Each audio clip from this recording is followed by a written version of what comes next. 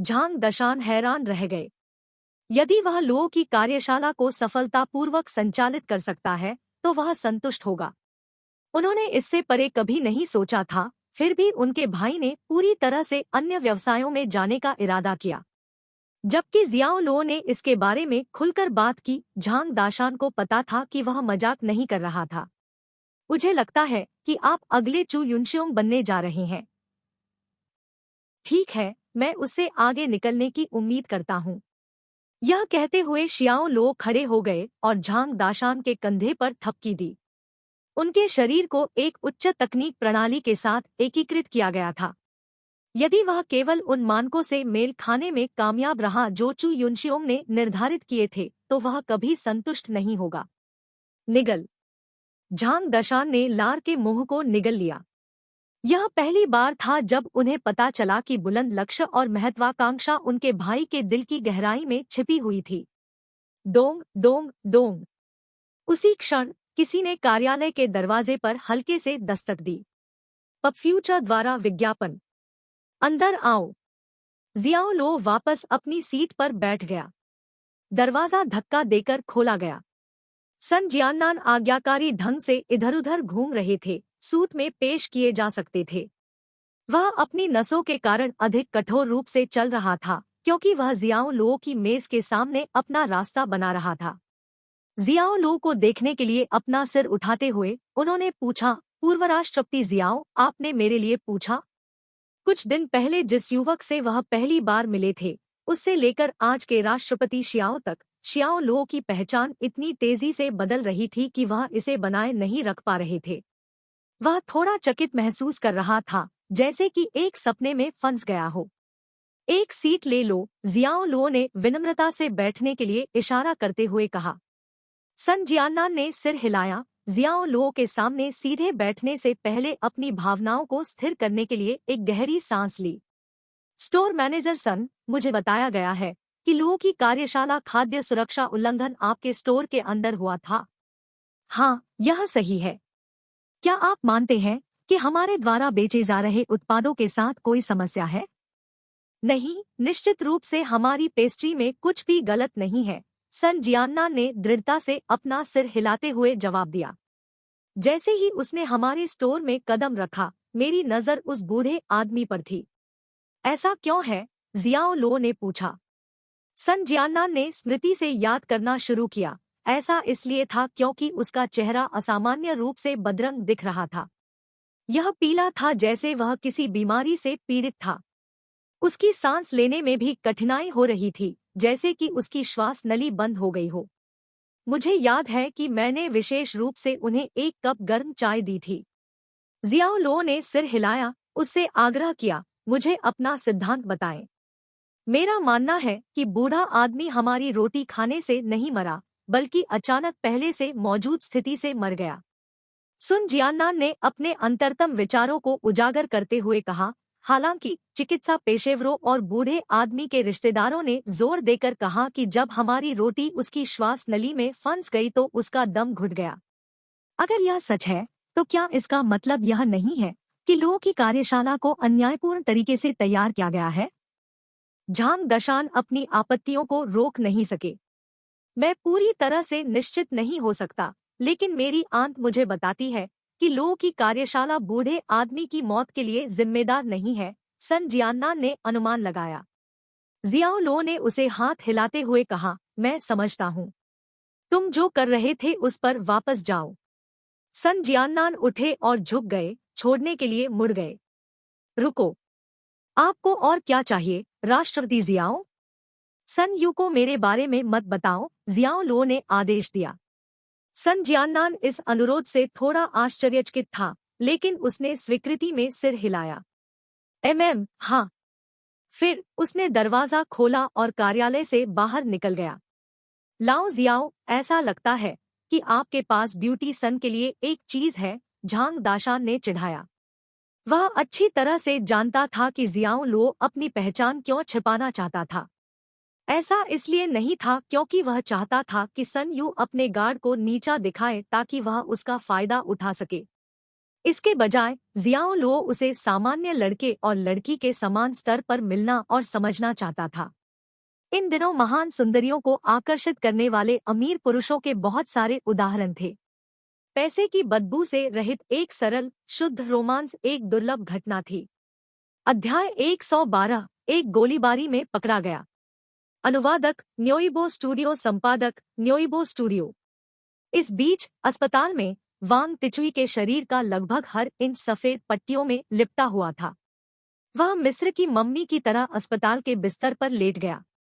उन्होंने 500 से अधिक नाराज कार्यकर्ताओं से पिटाई ली थी और टूटी हड्डियों और खुले घावों से छलनी थे। उनकी सबसे गंभीर चोट का इलाज उस व्यक्ति ने किया था जिसने झांग दशान से गुहार लगाई थी। उसने वांग तिचुई के सिर को ईंट से तोड़ दिया। जब वह अपने कोमा से जाग गया तो उसने जियाओ लो को अपनी पीठ के पीछे अपनी बाहों के साथ अपने बिस्तर के पैर पर खड़े देखा। वह डर के मारे कांप रहा था। जियाओ लो की ठंडी नजर के सामने मुरझा रहा था, जिससे उसे ऐसा महसूस हुआ कि वह एक बर्फीले क्रेवेस में गिर गया था। उसने घबराकर पूछा, आप तुम यहाँ क्या कर रहे हो? उन्होंने अपने पूरे जीवन में कभी किसी को इस तरह के डरावने रूप में नहीं देखा था। अध्याय 111 महत्वाकांक्षा। अनुवादक न्योइबो स्टूडियो, संपादक न्योइबो स्टूडियो। उन्होंने कहा, राष्ट्रपति शियाओ, कृपया उन्हें बचाने के लिए तुरंत सुरक्षा मुहैया कराएं। हम नहीं चाहते कि हमारी कंपनी के सामने के दरवाजे पर कोई मर जाए। ली जिमेंग ने सलाह दी। उसकी नाजुक विशेषताएं चिंता से घिरी हुई है। जू गुआनसोंग, लो क्यूई और झांग डोंगहाई भी उसका पक्ष लेने के लिए आगे आए। आखिरकार यह उनकी कंपनी के परिसर में हो रहा था। यदि किसी की मृत्यु हो जाती है तो यह उनकी प्रतिष्ठा के लिए एक विनाशकारी झटका होगा। इससे भी महत्वपूर्ण बात यह है कि इसमें शामिल लोग पूर्व कर्मचारी थे जिन्हें लो की कार्यशाला से निकाल दिया गया था। अगर मीडिया को इसकी भनक लग जाती तो खबरें अच्छी नहीं होती। भले ही जियाओ लो के पास वांग तिचुई के जीवन पर मुहर लगाने के लिए आधा दिमाग था, लेकिन वह उनके तर्कों के पीछे के तर्क को देख सकता था। उन्हें हाथ हिलाते हुए उन्होंने सुरक्षा प्रमुख को अपने आदमियों के साथ मैदान में जाने की अनुमति दी। वे वांग तिचुई को बचाने में कामयाब रहे, लेकिन उन्होंने गंभीर पिटाई की थी। उसका चेहरा घायल, सूजा हुआ और खून से लथपथ था। वह मौत के कगार पर था क्योंकि एक एम्बुलेंस उसे ले जाने के लिए आई थी। 500 से अधिक श्रमिकों की भीड़ शांत हो गई और धीरे धीरे अपना संयम हासिल कर लिया। जब उन्होंने जमीन पर खून के छींटे देखे तो वे जल्दी से तितर-बितर हो गए। डर था कि अगर वे रुके तो और अधिक परेशानी में पड़ जाएंगे। बस ऐसे ही मजदूरों की हड़ताल सुलझ गई। विभिन्न विभागों के प्रमुख और विभिन्न आउटलेट्स के प्रबंधक इस आयोजन के माध्यम से जियाओ लो को बेहतर ढंग से समझने के लिए आए थे। जबकि जियाओ लो सौम्य और शांतिपूर्ण लग रहा था, वह बेरहमी से निर्णायक था और इसने उनके दिलों में एक शक्तिशाली छाप छोड़ी। आलसी दृष्टिकोण वाले कुछ स्टोर प्रबंधकों को अब अपने कार्य को साफ करना पड़ा। उन्होंने शियाओ लो के सामने अनादर का कोई संकेत दिखाने की हिम्मत नहीं की। जाने से पहले चू युनशियोंग ने सभी के सामने जियाओ लो को याद दिलाया, लो, मेरा प्रस्ताव अभी भी खड़ा है। अगर आपको किसी चीज की जरूरत है तो आओ मुझे देखो। इस बयान ने सभी को आश्वस्त करने में मदद की कि महान उद्यमी चू युनशियोंग अभी भी जियाओ लो के लिए प्रतिज्ञा करते हैं। उसी समय वे यह भी सोचने लगे कि यह जियाओ लो किसका विश्वास हासिल करने वाला था। राष्ट्रपति शियाओ द्वारा निवेश किए गए 1 मिलियन के अलावा कंपनी के खाते में तरल संपत्ति में 5 मिलियन है। लो की कार्यशाला के वित्त विभाग के प्रमुख गोफू अपने कार्यालय में जियो लो के साथ कंपनी की वित्तीय रिपोर्ट साझा कर रहे थे। यह सुनते ही शियाओ लो की भौंह कांप उठी। 5 लाख एक व्यक्ति के लिए एक बड़ी राशि हो सकती है, लेकिन एक कंपनी के लिए यह एक मामूली राशि थी। चीजों को संदर्भ में रखने के लिए लो की कार्यशाला ने अपने कर्मचारियों को हर महीने लगभग $3 मिलियन का भुगतान किया।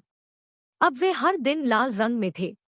यदि उन्होंने जल्दी से स्थिति को नहीं बदला तो लो की कार्यशाला अगले महीने के अंत तक समाप्त हो जाएगी। मुझे तस्वीर मिल गई। कृपया अपने काम पर लौटें। ओह हाँ, और स्टोर मैनेजर सन जियान्नान को मुझसे मिलने के लिए आने के लिए कहें। हाँ, राष्ट्रपति जियाओ। गोफू थोड़ा झुका और कमरे से बाहर चला गया। पब फ्यूचर द्वारा विज्ञापन। झांग दाशान सोफे से उठे, जियाओ लो के पास गए और कहा, यह श्रमिकों की हड़ताल एक सही समय पर हुई है ना?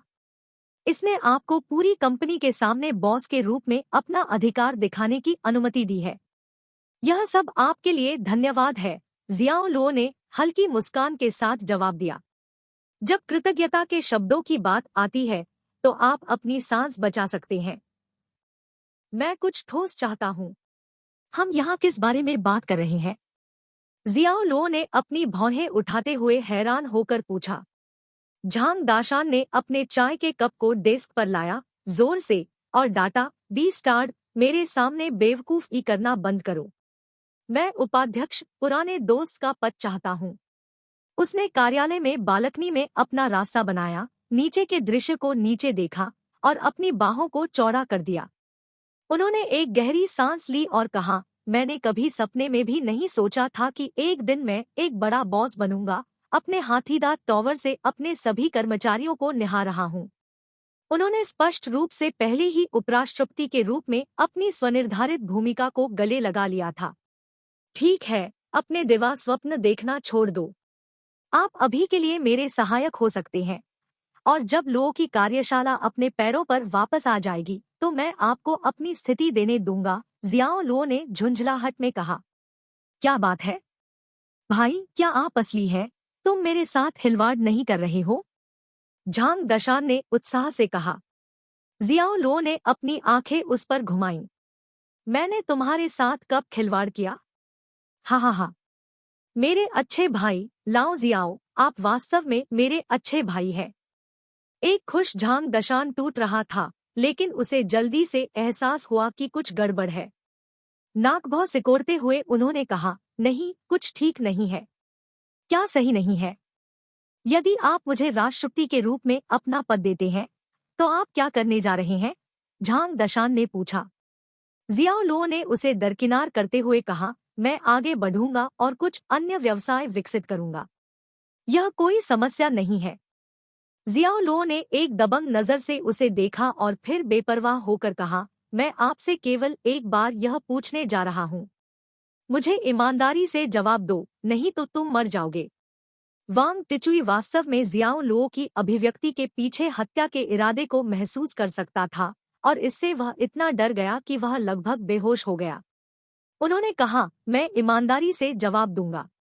मैं निश्चित रूप से ईमानदारी से जवाब दूंगा। वह डर के साथ घुट-घुट कर जवाब देने में कामयाब रहे।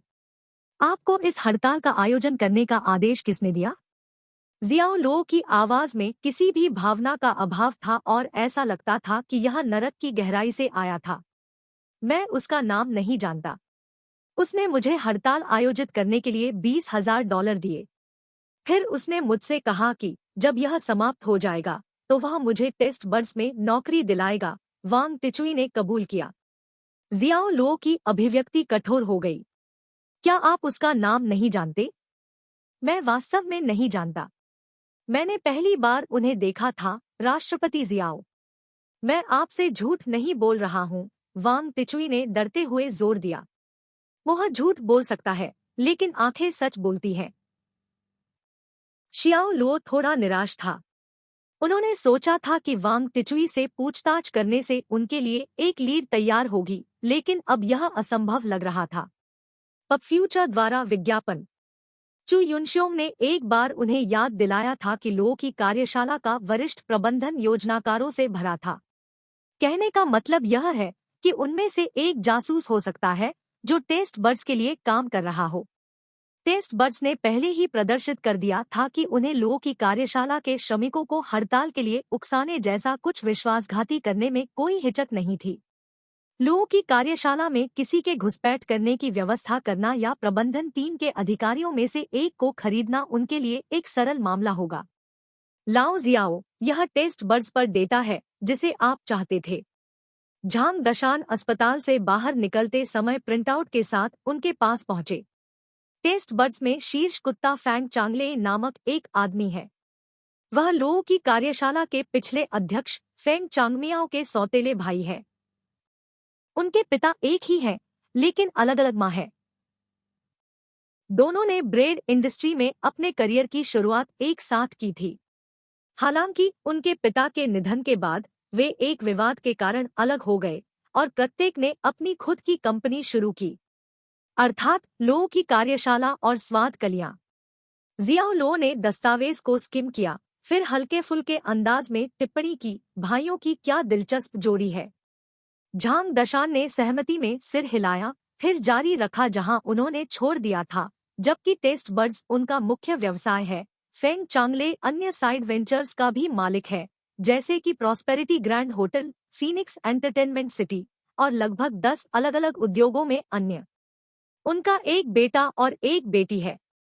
बेटे का नाम फांग चोंगकियांग है और बेटी का नाम फांग शुलान है।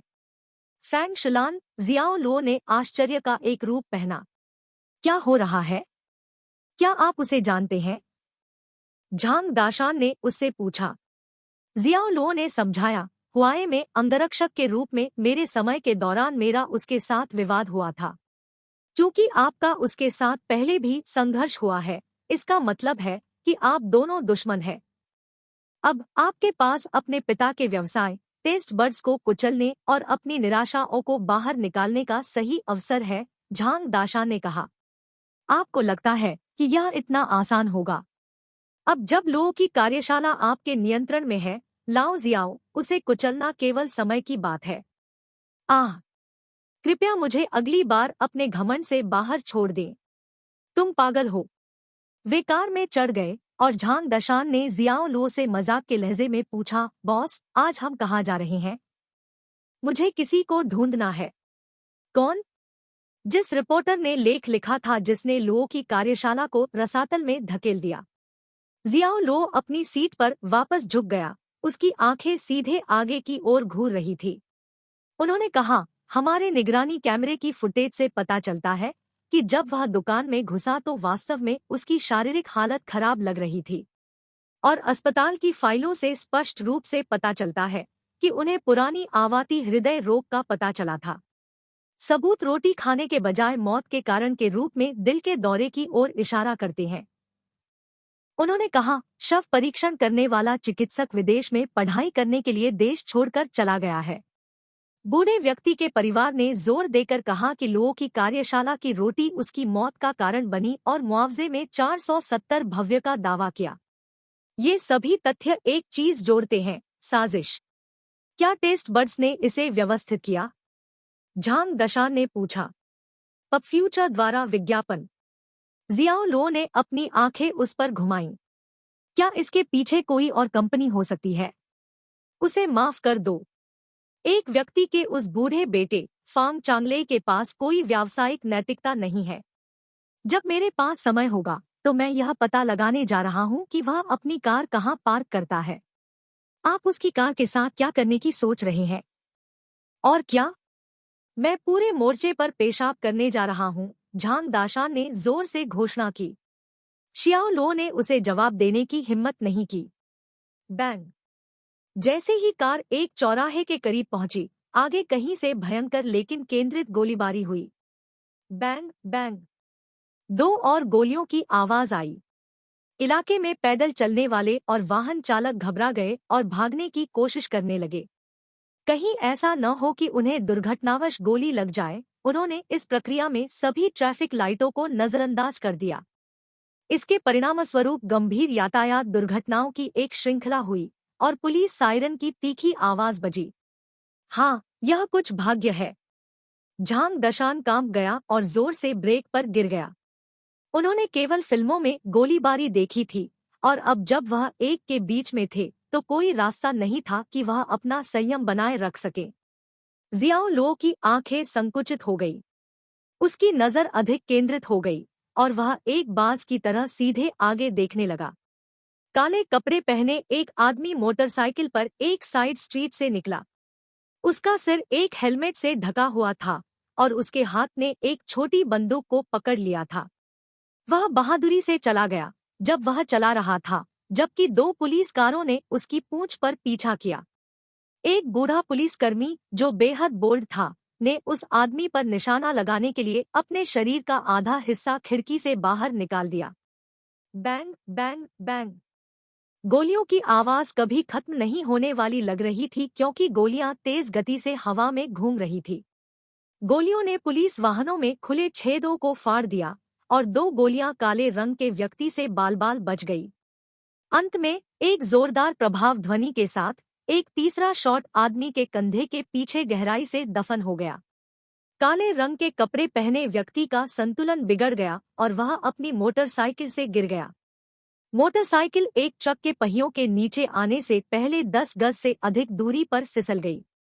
आदमी ने तुरंत खुद को जमीन से उठाया, अपना हेलमेट फाड़ दिया और अपने खून से सने चेहरे का खुलासा किया। वह एक विदेशी की तरह लग रहा था। हिलो मत। अपने सिर के पीछे अपने हाथों के साथ नीचे उतरो। मौके के इस पल का फायदा उठाते हुए 3 पुलिसकर्मी अपनी बंदूकें उठाकर चुपचाप आगे बढ़ गए। उन्होंने काले रंग के व्यक्ति को गिरफ्तार करने की कोशिश करने के लिए भीड़ को धक्का दिया। काले रंग का आदमी जोर से मुस्कुराया। उन्होंने अपनी सभी मांसपेशियों को फ्लेक्स किया, जो विस्फोटक रूप से विस्तारित हुआ। आसानी से आगे झुकते हुए उसका कोट उसके शरीर से लुढ़क गया। जैसे उनके सामने एक काला पर्दा लपेटा गया हो, उनके कोट ने तीनों पुलिसकर्मियों के दृश्य को अवरुद्ध कर दिया। उसी समय काले रंग का आदमी पीछे की ओर फिसल गया और उसका मजबूत शरीर एक साफ गति में काले ट्रेंच कोट से बाहर फिसल गया। वह 2 कदम पीछे हट गया, फिर अपने दाहिने पैर से आगे बढ़ा, जिस पर उसके शरीर का गुरुत्वाकर्षण केंद्र टिका हुआ था। वह शायद 200 पाउंड से अधिक वजन का था, फिर भी अपने शिकार का पीछा करने वाले चीता की निपुणता के साथ आगे बढ़ा। जैसे ही काले रंग के ट्रेंच कोट ने पुलिसकर्मियों की दृष्टि को अस्पष्ट कर दिया, उसने उन पर लापरवाही से आरोप लगाया। बम बम। 2 पुलिसकर्मियों को पीछे की ओर फेंक दिया गया, जो सड़क के किनारे खड़े बहुउद्देशीय वाहनों से टकरा गए। टक्कर से उबरते हुए वे बेहोश होकर जमीन पर गिर पड़े। अध्याय 113। वह एक नौसिखिया ड्राइवर है। अनुवादक न्योइबो स्टूडियो, संपादक न्योइबो स्टूडियो। अध्याय 113। वह एक नौसिखिया ड्राइवर है। काले रंग के विस्फोटक बल में कपड़े पहने हुए आदमी बेहद शक्तिशाली था। दूसरे पुलिसकर्मी के पास त्वरित प्रतिक्रिया समय था। जैसे ही उसने विरोधी को अपने ऊपर चार्ज करते देखा, वह पीछे हट गया, दूर से फायर करने की तैयारी कर रहा था। काले रंग के कपड़े पहने शख्स ने अधिकारी को गोली मारने का मौका नहीं दिया। वह एक बाघ की तरह उस पर झपट पड़ा, फिर उसने अपने पैर को बाहर निकाला और अजेय बल के साथ लात मारी। पुलिसकर्मी के चेहरे से रंग थोड़ा सा निकल गया क्योंकि वह जल्दबाजी में वार को रोकने के लिए ऊपर पहुंच गया। बम। हाथ और पैर एक सुस्त झटके से टकरा गए। पुलिसकर्मी ने महसूस किया कि लात का पूरा हिंसक बल उसके शरीर के माध्यम से बढ़ रहा है। उसने ताज़ा खून से भरा मुंह उगल दिया और अपनी बंदूक से जमीन पर गिर गया। काले रंग का स्निकर पहने व्यक्ति फिर पुलिस वाले की ओर जमीन पर लुढ़क गया, उसे मानव ढाल के रूप में उपयोग करने के लिए पकड़ लिया। कई और पुलिसकर्मी काले रंग के व्यक्ति पर अपनी बंदूकें तानकर घटनास्थल पर पहुंच गए। वे गुस्से से चिल्लाए, बंदूक नीचे रखो, मुझे गोली मार दो। यदि आपके पास गेंदें हैं तो आग लगाएं। है, काले रंग के आदमी ने क्रूरता से हंसा। खून की चमक उसकी कठोर लगने वाली चीनी भाषा में फैल गई और उसका चेहरा एक उदास मुस्कान में बदल गया। वह स्पष्ट रूप से मानता था कि वे रास्ते में अपने साथी पुलिसकर्मी के साथ उस पर गोली चलाने की हिम्मत नहीं करेंगे। स्थिति उनकी भविष्यवाणियों के अनुसार आगे बढ़ी। सुदृढ़ीकरण के रूप में पहुंचे 7 या 8 पुलिसकर्मी अपने सहयोगी को बचाना चाहते थे और अपने दुश्मन को मारना चाहते थे। वे परस्पर विरोधी थे और कार्रवाई करने में असमर्थ थे। उन्होंने केवल घबराहट से जारी रखा, अपने पदों को बनाए रखते हुए काले रंग के आदमी पर निशाना साधा। ठंडे पसीने की एक परत ने उनकी हथेलियों को ढक लिया। मौके का फायदा उठाते हुए काले रंग के कपड़े पहने शख्स ने अपनी एड़ी से एक पुलिसकर्मी की बाह को जमीन पर खींचकर अपनी ओर खींच लिया। उसने तेजतर्रार तरीके से बंदूक अपने हाथ में घुमा ली। इसने रुकने से पहले 2 पूर्ण क्रांतियां की और अपने काले थूथन को सीधे पुलिसकर्मियों की ओर इशारा किया। मर जाओ। एक भयानक स्नीर के साथ काले रंग के आदमी ने बेरहमी से ट्रिगर को दबा दिया। Bang bang bang. थूथन से आग की लपटों की धारा निकल रही थी। पुलिसकर्मियों ने खतरे को महसूस किया, लेकिन वे गोलीबारी करने के लिए बहुत धीमे थे। वे केवल जमीन पर उतरने या अपने निकटतम वाहनों के पीछे कवर लेने में कामयाब रहे। फिर भी वे अभी भी बहुत देर कर चुके थे। गोलियां हवा में उनकी ओर उतरती हैं। पलक झपकते ही 5 लोगों को नीचे उतारा गया और 3 वाहनों के टुकड़े टुकड़े कर दिए गए। कांच और अन्य मलबे उड़ने लगे और धूल के बादल छा गए। यह एक शक्तिशाली हमला था। पब फ्यूचर द्वारा विज्ञापन। लगभग आधे पुलिसकर्मियों को गोली मारने के बाद काले रंग के व्यक्ति ने अपनी मानव ढाल को लात मार दी और झांग दशान के सफेद कोरोला के लिए एक देश बनाया। झांग दशान ने अपनी सांस के नीचे कसम खाई और अपने पैर को त्वरक की ओर ले गया, जो भागने के लिए तैयार था। हालांकि एक छोटे बच्चे का सिलहूट कार के सामने चमक गया और उसके पास गैस से अपना पैर हटाने के अलावा कोई विकल्प नहीं था। उस संक्षिप्त अवधि में काले रंग के आदमी ने पकड़ लिया। उसने दरवाजा खोला और पीछे की सीट पर फिसल गया। झांग दशान के सिर पर अपनी बंदूक दबाते हुए वह कठोर चीनी में जोर से चिल्लाया, ड्राइव करो या मैं तुम्हें गोली मार दूंगा। जियाओ लुओ ने एक कदम उठाने के बारे में सोचा। हालांकि उन्होंने देखा कि बंदूक के अलावा जिसे आदमी ने अपने दाहिने हाथ में चलाया था, वह अपने बाएं में एक हैंड ग्रेनेड से लैस था, इसलिए उसने इस विचार को त्याग दिया। झांग दशान अपने जीवन के कई वर्षों में पहले कभी भी अपने सिर पर बंदूक नहीं रखी थी और उसने डर में खुद को लगभग गीला कर लिया था। उसकी आवाज कांप उठी और उसने पूछा, बीबी बिग भाई, कहाँ जाना है? सीधे जाओ, जल्दी से सीधे जाओ। काले कपड़ों में आया यह शख्स पुलिस की गतिविधियों पर कड़ी नजर रख रहा था और बाईं और दाईं ओर देख रहा था। उसने चेतावनी देते हुए कहा, अगर मैं पुलिस द्वारा पकड़ा गया तो मैं पहले तुम दोनों को मार डालूंगा। अपने बाएं हाथ से ग्रेनेड को मजबूती से पकड़ते हुए उसने अपने दाहिने हाथ में बंदूक से 2 गोलियां चलाई। कुछ ही दूरी पर पीछा कर रहा एक पुलिसकर्मी पलट गया। आदमी का लक्ष्य त्रुटिहीन था। गोली चलने से बाकी पुलिसकर्मी सहज रूप से जमीन पर उतर गए, जिससे उनकी प्रगति धीमी हो गई। काले रंग का आदमी झांग दशान की ओर मुड़ा और चिल्लाया, आप गाड़ी क्यों नहीं चला रहे हैं? क्या तुम मरना चाहते हो? बड़े भाई, जल्दी मत करो। मैं गाड़ी चला रहा हूँ। मैं गाड़ी चला रहा हूँ। झांग दशान ने जल्दबाजी में कार स्टार्ट की, पेडल पर पैर रखा और वाहन तेजी से निकल गया। तेजी से। आपको तेजी से जाने की जरूरत है। झांग दशान के सिर पर बंदूक रखकर काले रंग के व्यक्ति ने उस पर दहाड़ना जारी रखा, जितनी जल्दी हो सके उतनी तेजी से जाओ। आप पुलिस को मुझे पकड़ने नहीं दे सकते, अन्यथा आप पहले व्यक्ति होंगे जिन्हें मैं मारूंगा। मैं समझता हूँ। मैं समझता हूँ। घबराकर झांग दशान एक भूत के रूप में पीला पड़ गया था, लेकिन उसने जल्दी से आदमी के आदेशों का पालन किया, तेज और तेज ड्राइविंग की। उसने उस आदमी से निकलने वाली तीव्र रक्तपात को महसूस किया।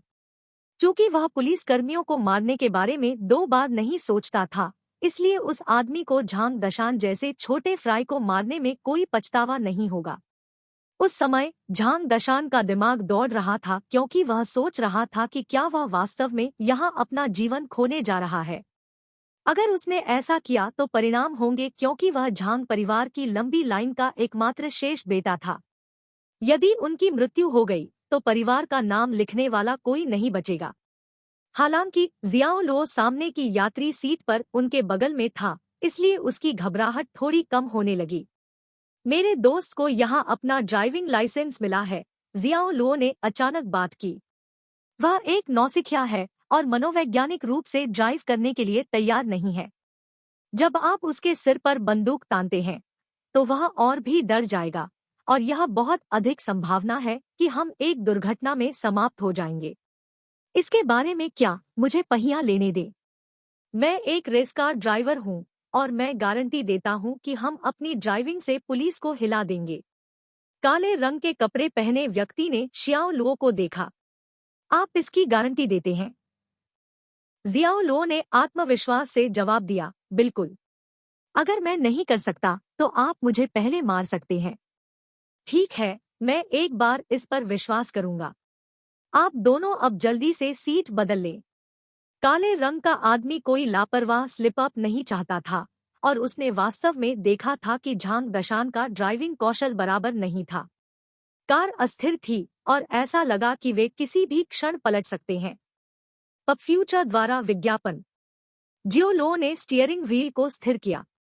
उन्होंने झांग दशान पर एक नजर डाली, जिन्होंने ड्राइवर की सीट खाली कर दी। हाँ, बधाई हो, आपने क्रेजी ड्राइविंग स्किल्स प्राप्त किया है और 500 अंकों का उपयोग किया है। उसके सिर में सिस्टम अधिसूचना की आवाज सुनाई दी, लेकिन जियाओ लो इससे परेशान नहीं था। जब जियाओ लो ने धातु पर पैडल डाला तो झांग दशान सामने की यात्री सीट पर बैठ गया था। सफेद कोरोला एक जंगली जानवर की तरह दहाड़ रहा था, जो एक सफेद प्रेत की तरह बाएं और दाएं छोटे तेज मोड़ के साथ भीड़भाड़ वाली सड़क पर तेजी से चल रहा था।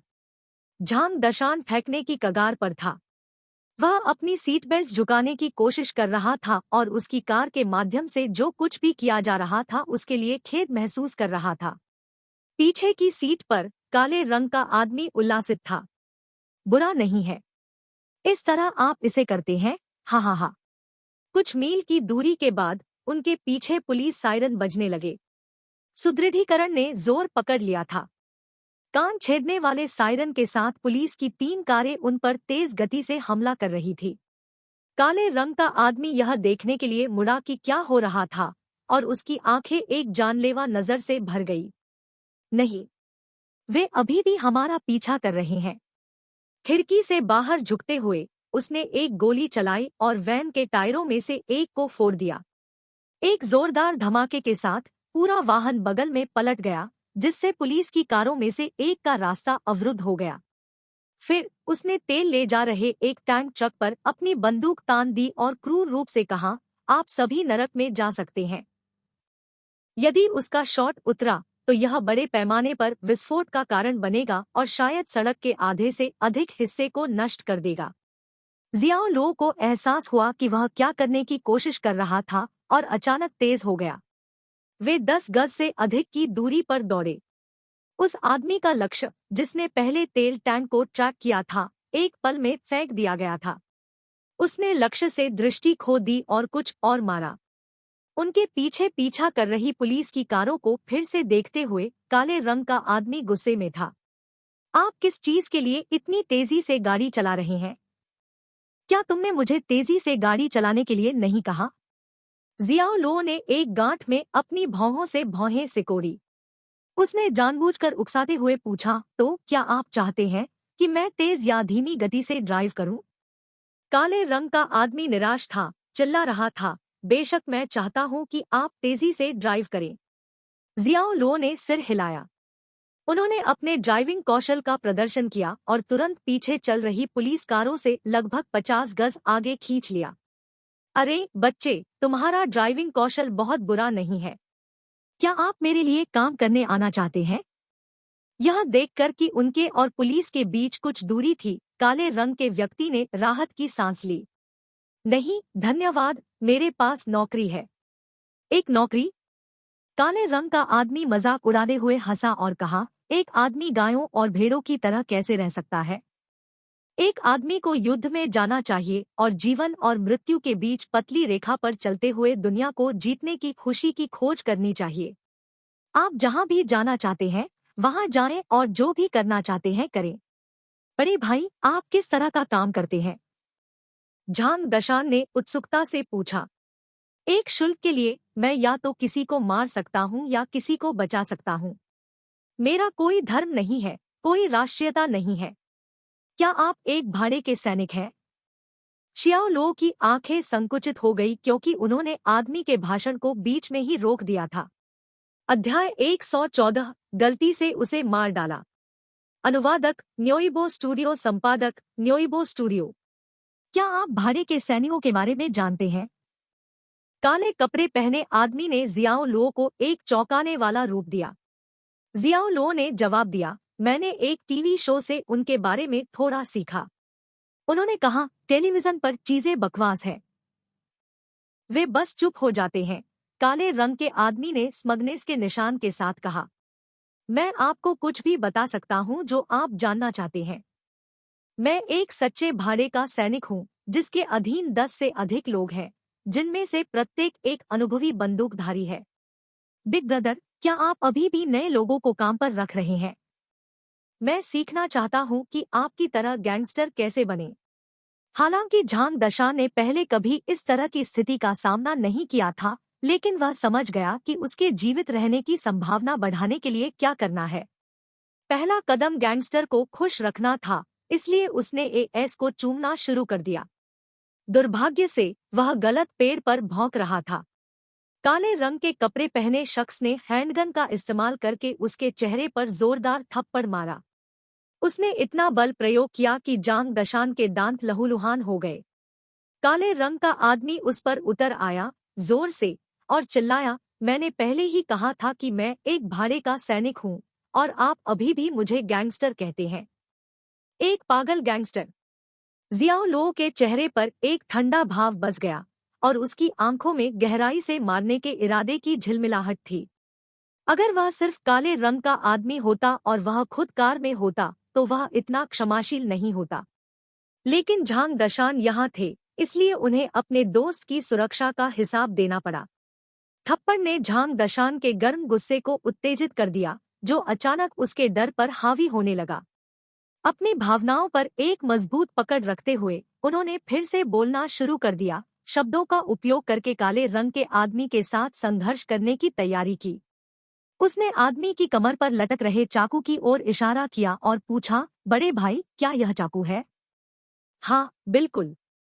इसे कोल्ड स्टील गोरखा कुकरी कहा जाता है और यह एम नेशन सील के मानक उपकरण का हिस्सा है।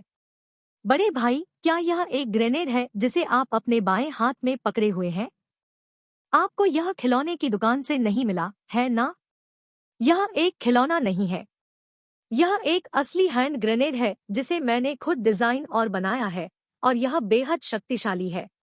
अगर मुझे एक कोने में वापस ले जाया जाता है जिससे बाहर निकलने का कोई रास्ता नहीं है, तो मुझे बस यहाँ हल्के से खींचना होगा और मेरे 20 गज के भीतर सब कुछ मर जाएगा। बड़ा भाई। काले रंग के धैर्य में आदमी सूख गया था, इसलिए उसने बंदूक से झांग दशान के चेहरे पर फिर से वार किया। अपने अंतिम कष्टप्रद सवालों के साथ चहकना बंद करो, अन्यथा मैं तुम्हें गोली मार दूंगा। पब फ्यूचर द्वारा विज्ञापन। झांग दशान चुप हो गया। डीवू डीवू डीवू डीवू डीवू। सायरन की आवाज उन तक पीछे से पहुंची और काले रंग के आदमी ने एक गंभीर चेहरा रखा। उसने बंदूक को जियाओ लो के सिर पर वापस दबाया और आदेश दिया, उन्हें जल्दी से हिलाओ। ठीक है। जियाओ लो के मुंह का कोना एक धूर्त मुस्कान में उठा। यह देखकर झांग दशान अवचेतन रूप से कार पर चढ़ गया, क्योंकि वह जानता था कि जियाओ लो अपना कदम रखने जा रहा था। कठुंक। जैसे ही वे एक तेज मोड़ पर पहुंचे, जियाओ लो का बायां हाथ हिल गया और कार के टायर एक उभरे हुए रोड ब्लॉक पर लुढ़कते हुए साइड में चले गए। तेज रफ्तार से चल रही कोरोला अचानक झुक गई और कार का अगला हिस्सा सड़क के किनारे 2 गज ऊंचे पत्थर के स्लैब की तरफ शिफ्ट हो गया। कार के अंदर झांग दशान नियंत्रण के नुकसान से अपेक्षाकृत अप्रभावित था। उसकी सीट बेल्ट चालू थी, लेकिन काले रंग के आदमी के पास अपना संतुलन बनाए रखने का कोई तरीका नहीं था। उसी पल में जियाओ लो भूत की तरह ड्राइवर की सीट से बैक सीट में फिसल गया, जबकि झांग दशान ने पहिया पकड़ लिया, जिससे कार मुख्य सड़क पर नियंत्रण में आ गई। फ्लैश। स्टील की एक चमक थी और काले रंग के आदमी ने अपने शरीर में दर्द दर्ज किया। नीचे देखने के लिए कि क्या हुआ था, उसने देखा कि कोल्ड स्टील गोरखा कुकरी, जो उसकी कमर पर लटका रहता था, अब उसके पेट से बाहर चिपक रहा था। वह गुस्से में भड़क गया, जवाबी हमला करने की तैयारी कर रहा था, इससे पहले कि यह महसूस किया कि संक्षिप्त भ्रम के दौरान हैंडगन और ग्रेनेड उसके हाथों से फिसल गए थे। करीब से निरीक्षण करने पर वे अब उसके सामने हानिरहित दिखने वाले युवक के हाथों में थे। निगल। वह जोर जोर से लार निगलने लगा और पसीने से तरबतर हो गया। उसे अभी एहसास हुआ था कि वह एक अविश्वसनीय रूप से डरावनी वास्तविकता पर ठोकर खा गया था। आपकी गर्दन पर एक बिच्छू टैटू है और आप एक भाड़े के सैनिक हैं। इसलिए मुझे बताएं कि आप रेड स्कॉर्पियन मर्केनरी कॉर्प्स से कैसे संबंधित हैं? जियाओ लो ने मुस्कुराते हुए पूछा। वह उस आदमी के बगल वाली सीट पर बैठ गया, शांति से पुलिस हैंडगन और ग्रेनेड के साथ परेशान हो गया। काली आंखों में आदमी चौड़ा हो गया। आप हमारे भाड़े के समूह के बारे में कैसे जानते हैं? तुम कौन हो? ऐसा लगता है कि मैं गलत नहीं था। आप उस समूह के नेता हैं जो एक चट्टान से बच गया और अभी भी फरार है। तुम लाल बिच्छू हो। जियाओ लो धीरे से हंसे। लाल बिच्छू को अपने शरीर को ढकने वाले ठंडे पसीने से ठंड महसूस हुई। उसने ऊंची आवाज में फिर पूछा, तुम कौन हो? तुम कौन हो? एक चंचल मुस्कान के साथ जियाओ लो ने जवाब दिया, आपके लगभग 10 साथी पहले ही मेरे हाथों मर चुके हैं, तो आप कहेंगे कि मैं कौन हूँ? क्या? ऐसा लग रहा था जैसे रेड स्कॉर्पियन के दिमाग के अंदर कोई बम फट गया हो।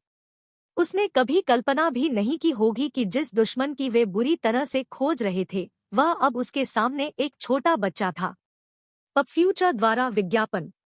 जियाओ लो को अविश्वास में देखते हुए उसकी आंखें तश्तरी की तरह चौड़ी हो गई। यह संभव नहीं है। यह आप कैसे हो सकते हैं? यह संभव नहीं है। जियाओ लो ने अपनी स्तब्ध अभिव्यक्ति को दरकिनार कर दिया और जल्दबाजी में बात करना जारी रखा, आप भाग्यशाली हैं कि चट्टान से कूदने से बच गए। हालांकि आपको सब कुछ छोड़ देना चाहिए था और जो कुछ भी आपको पसंद था उसे करने के बजाय हुआ नेशन से भाग जाना चाहिए था। जैसे ही वह बोला, उसने अपने हाथ में बंदूक को लाल बिच्छू के सिर पर दबा दिया। लाल बिच्छू के चेहरे पर एक क्रूर अभिव्यक्ति थी और उसकी आंखों ने जियाओ लो को छोड़ने से इनकार कर दिया। मैं स्वीकार करता हूँ कि आपके पास मैं हूँ, लेकिन मरने से पहले मेरा एक अनुरोध है। मुझे बताओ, तुम कौन हो? वह इस तथ्य को स्वीकार नहीं कर सका कि उसके भाड़े के समूह को एक दुश्मन ने नष्ट कर दिया था जिसकी पहचान वे भी नहीं समझ सकते थे। यह उसके लिए लेने के लिए बहुत ज्यादा था। यहाँ तक कि अगर मैंने आपको बताया तो आपने मेरे बारे में नहीं सुना होगा। बैंग! जियाओ लो ने ट्रिगर को निचोड़ा और गोली कक्ष से बाहर निकल गई, जिससे लाल बिच्छू की भौहों के बीच की जगह छेद गई। गोली उसके सिर के पिछले हिस्से को चीरती हुई सीधे कार की कांच की खिड़कियों से होकर निकल गई। झांग दशान, जो वाहन को नियंत्रित करने के लिए संघर्ष कर रहे आगे की यात्री सीट पर थे, डर में कूद गए। उसने इग्निशन बंद कर दिया, जिससे कार रुक गई। पीछे मुड़कर उसने अपनी कार की पिछली सीट पर पड़े शव को दहशत में देखा। तुमने सच में उसे मार डाला? उसकी आवाज कांप रही थी और उसकी आंखें डर से भर गई थी। वह विश्वास नहीं कर सका और कल्पना करने की हिम्मत भी नहीं की कि जियाओ लो में एक आदमी को मारने की क्षमता थी। वह मरने के लायक था। जियाओ लो ने निष्क्रिय रूप से जवाब दिया, फिर कार का दरवाजा खोला और बाहर निकल गया। झांग दशान के लिए उसके इस पक्ष को देखने और इसके साथ आने का समय आ गया था। तभी पुलिस की एक बड़ी टुकड़ी ने उन्हें पकड़ लिया और झांग दशान के कोरोला को घेर लिया। उनका नेता एक ताज़ा सुंदर चेहरा, छोटे बाल और पानी की तरह सुरुचिपूर्ण और शुद्ध आंखों वाली एक महिला थी। यह गु क्यानलिन था। अधिकारी गु, थोड़ी देर हो गई है। शियाओ लो ने बंदूक और हैंड ग्रेनेड को कार की डिक्की पर रख दिया। जियाओ लो। गु क्यानलिन की चित्रित भौहें एक साथ बुनी हुई थी क्योंकि वह तेजी से आगे बढ़ रही थी। जब उसने कार के पीछे लाल बिच्छू का मृत शरीर पड़ा देखा तो उसने आश्चर्य से जियाओ लो को देखा और पूछा, तुमने उसे मार डाला? सटीक होने के लिए, मैंने गलती से उसे मार डाला। उसने मेरे सिर पर बंदूक रख दी और मुझे गाड़ी चलाने का आदेश दिया। इसलिए मैंने लापरवाही से उसकी बंदूक छीन ली और लापरवाही से उसे मार डाला, जियाओ लो ने मासूमियत से समझाते हुए कहा। गलती से उसे मार डाला? क्या बात है! यह ब्लैकवाटर कंपनी का रेड स्कॉर्पियन था, जो एक अंतर्राष्ट्रीय प्रतिष्ठा के साथ एक कुख्यात भाड़े का सैनिक था। वह हास्यास्पद रूप से कुशल था और उसके 20 से अधिक सहयोगी घायल हो गए थे या उसकी खोज में मारे गए थे। फिर भी यह बच्चा कह रहा था कि उसने गलती से उसे मार डाला था। उनके आसपास के पुलिस अधिकारियों के चेहरे बदल गए। वे जियाओ लो के घटनाओं के बारे में कम बताए गए विवरण से पूरी तरह से चौंक गए थे। अध्याय 115 एक छोटा प्यारा। अनुवादक न्योइबो स्टूडियो, संपादक न्योइबो स्टूडियो। जियाओ लो ने गु क़ियानलिन को वापस पुलिस स्टेशन में पीछा किया। पूछताछ खत्म करने और रिकॉर्ड बनाने के बाद जियाओ लो ने खड़े होकर उसे विदाई दी। जियो लो, आप वास्तव में कौन है? गु क़ियानलिन ने अपनी बड़ी आंखों से जियाओ लो को देखा, क्योंकि उसने उससे वही सवाल पूछा जो रेड स्कॉर्पियन ने पूछा था। जियाओ लो मुस्कुराए और जवाब दिया, मैं कानून का पालन करने वाला नागरिक हूँ। आप जानते हैं कि यह वह नहीं है जो मैं पूछ रहा हूँ। गु क़ियानलिन ने कहा, फेंग चोंगकियांग और अन्य लोगों के रिकॉर्ड के अनुसार आप भी उस दिन मौजूद थे जब चू यू पर हमला किया गया था और 17 रेड स्कॉर्पियन मर्केनरी कॉप्स मारे गए थे। आपने ऐसा किया, है ना? जैसे ही उसने यह कहा, आसपास के पुलिस वाले हैरान चेहरों के साथ उनकी ओर देखने लगे।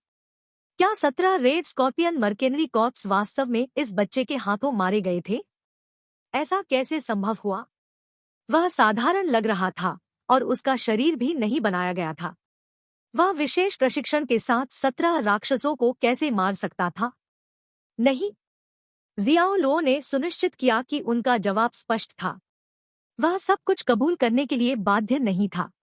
लेकिन आप मुख्य संदिग्ध हैं। आप चोंगशान हाउस के बॉस चू युनशियोंग को जानते हैं और संयोग से आप उस दिन वहां थे।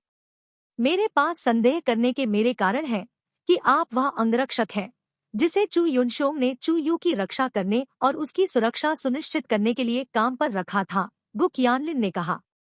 जियाओ लो ने एक चंचल मुस्कान के साथ जवाब दिया, यह सब सिर्फ अटकलें हैं। आपके पास कोई वास्तविक सबूत नहीं है।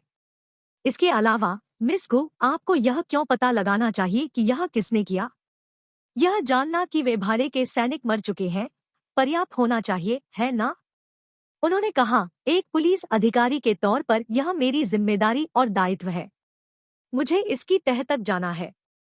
तो क्या होगा अगर आप चीजों की तह तक जाते हैं और पता लगाने हैं कि यह किसने किया? क्या आप उसे सलाखों के पीछे डालना चाहते हैं? जियाओ लो ने पूछा, उसका स्वर ठंडापन से भरा हुआ था। गु क़ियानलिन थोड़ा चौंक गया था। फिर उसने जोर से जवाब दिया, मैं उसे जेल नहीं भेजूंगी। सच्चाई वह सब है जो मैं चाहता हूँ। जियाओ लो ने कहा, सच्चाई यह है कि इस संदिग्ध व्यक्ति ने हमारे देश में अवैध रूप से आए भाड़े के सैनिकों के एक समूह को साफ करने में आपकी मदद की। ओह हाँ, आपके दोषियों ने लगभग मेरे दोस्त और मुझे मार डाला। मेरे दोस्त की कार भी बेकार है। शायद आपको यह पता लगाना चाहिए कि हमें कितना मुआवजा मिलेगा।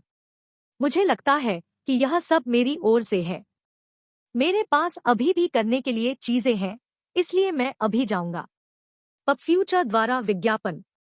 जब उन्होंने अपना वाक्य पूरा किया तो उन्होंने हाथ हिलाया और चले गए।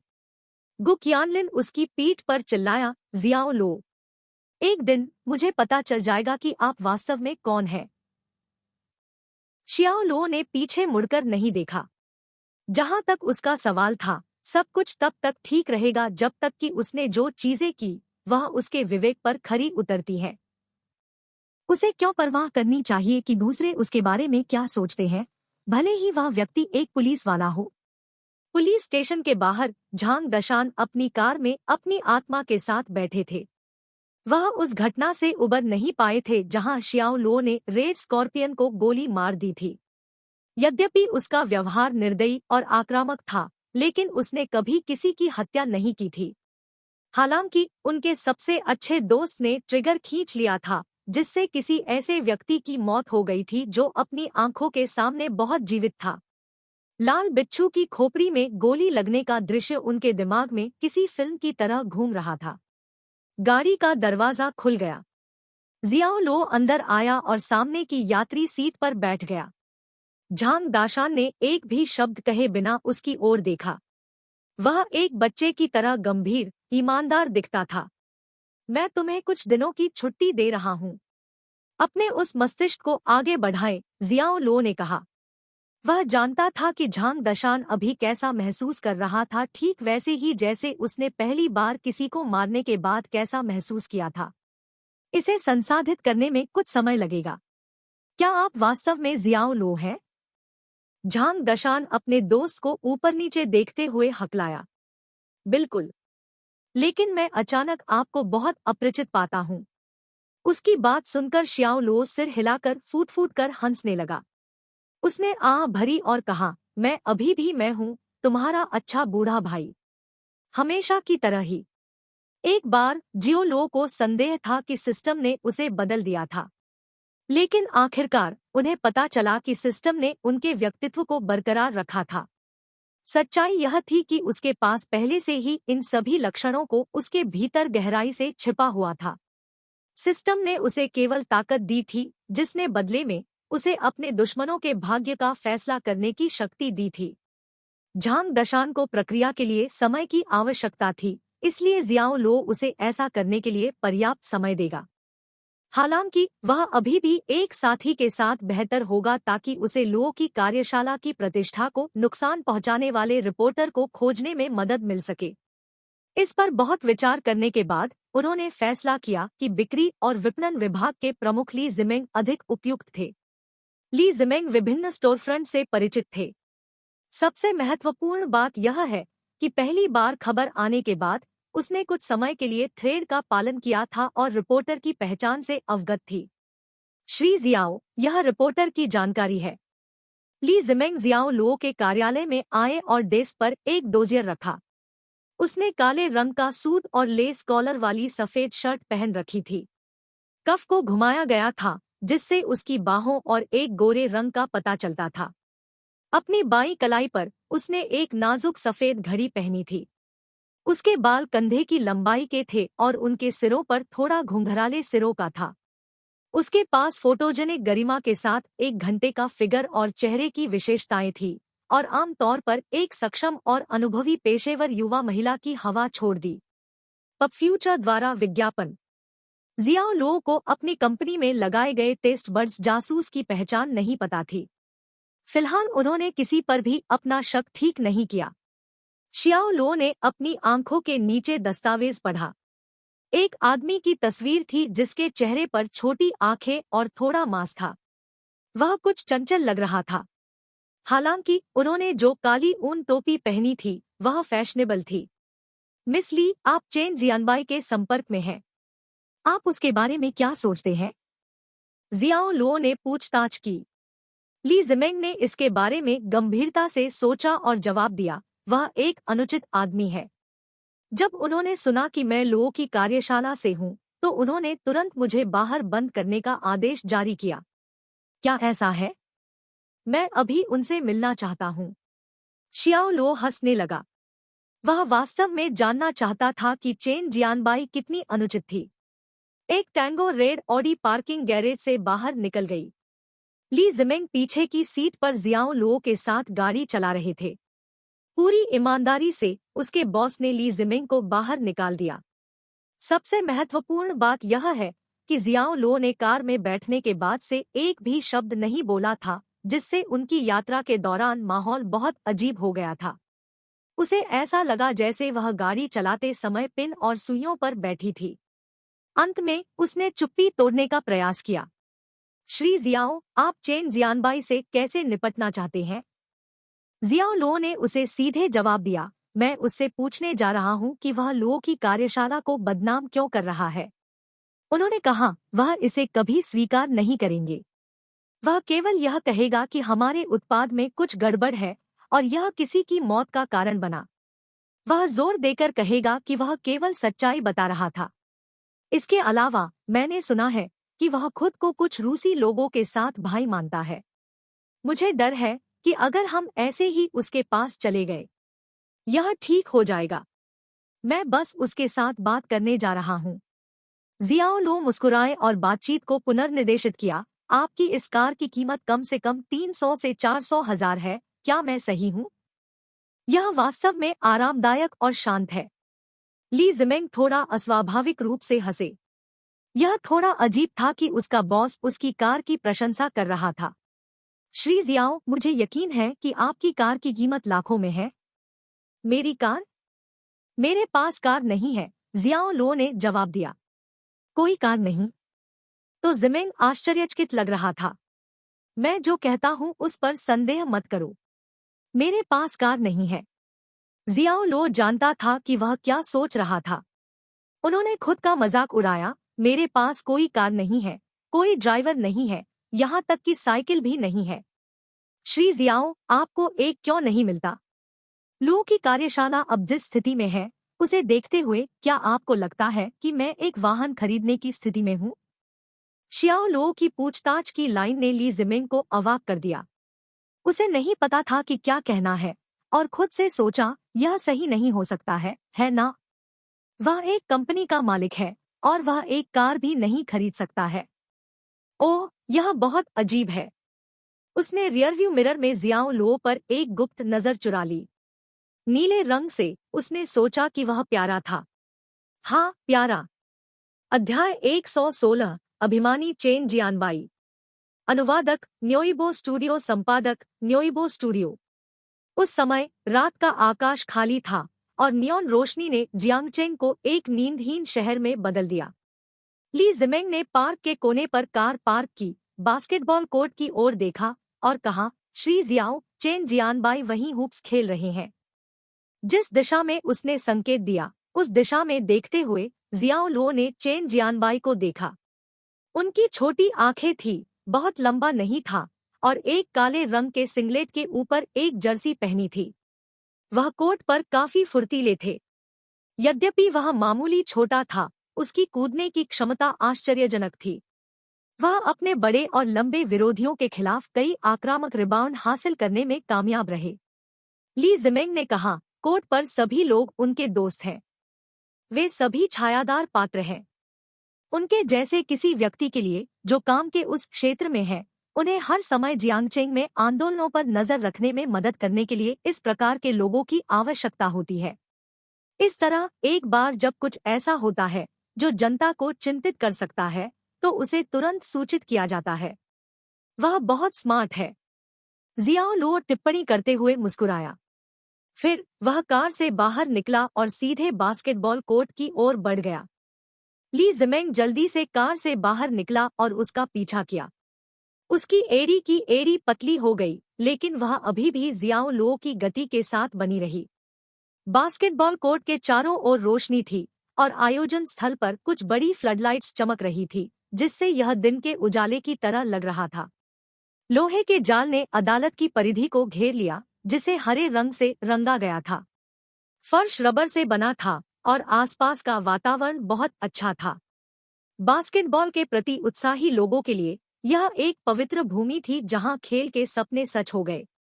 जब वे लगभग प्रवेश द्वार पर थे, ली जिमेंग ने उन्हें शांत आवाज में याद दिलाया, श्री जियाओ, चेन जियानबाई अब अपने गिरोह के साथ है। जब हम बाद में उनसे सवाल पूछ रहे हों तो चलो अच्छे लहजे में बात करते हैं। मुझे डर है कि वे करेंगे। हमें पीटो। जियाओ लो के मुंह का कोना एक चंचल अर्धचंद्र में उठ गया क्योंकि उसने अपना वाक्य समाप्त किया, अपने विचारों को जोर से बोलते हुए। हाँ, पब फ्यूचर द्वारा विज्ञापन। ली जिमेंग ने सिर हिलाया। इस संबंध में उनकी कुछ चिंताएं थी। वे लोग बड़े और भारी थे और कुछ के पास टैटू भी थे। वे बदमाश की तरह लग रहे थे। पहली नजर में कोई जानता था कि वे अच्छे नहीं थे। यदि टकराव बढ़ता है तो वह और जियाओ लो चीजों के सुरक्षित पक्ष पर समाप्त नहीं होंगे। मुझे समझ में आ गया। जियाओ लो ने यह संकेत देने के लिए अपनी भौहें उठाई कि वह समझता है। फिर उन्होंने अपने पैर उठाए और अदालत के अंदर कदम रखा। श्री जियाओ अभी भी काफी सुलभ है। ली जिमेंग ने स्थिति पर विचार करते हुए कहा।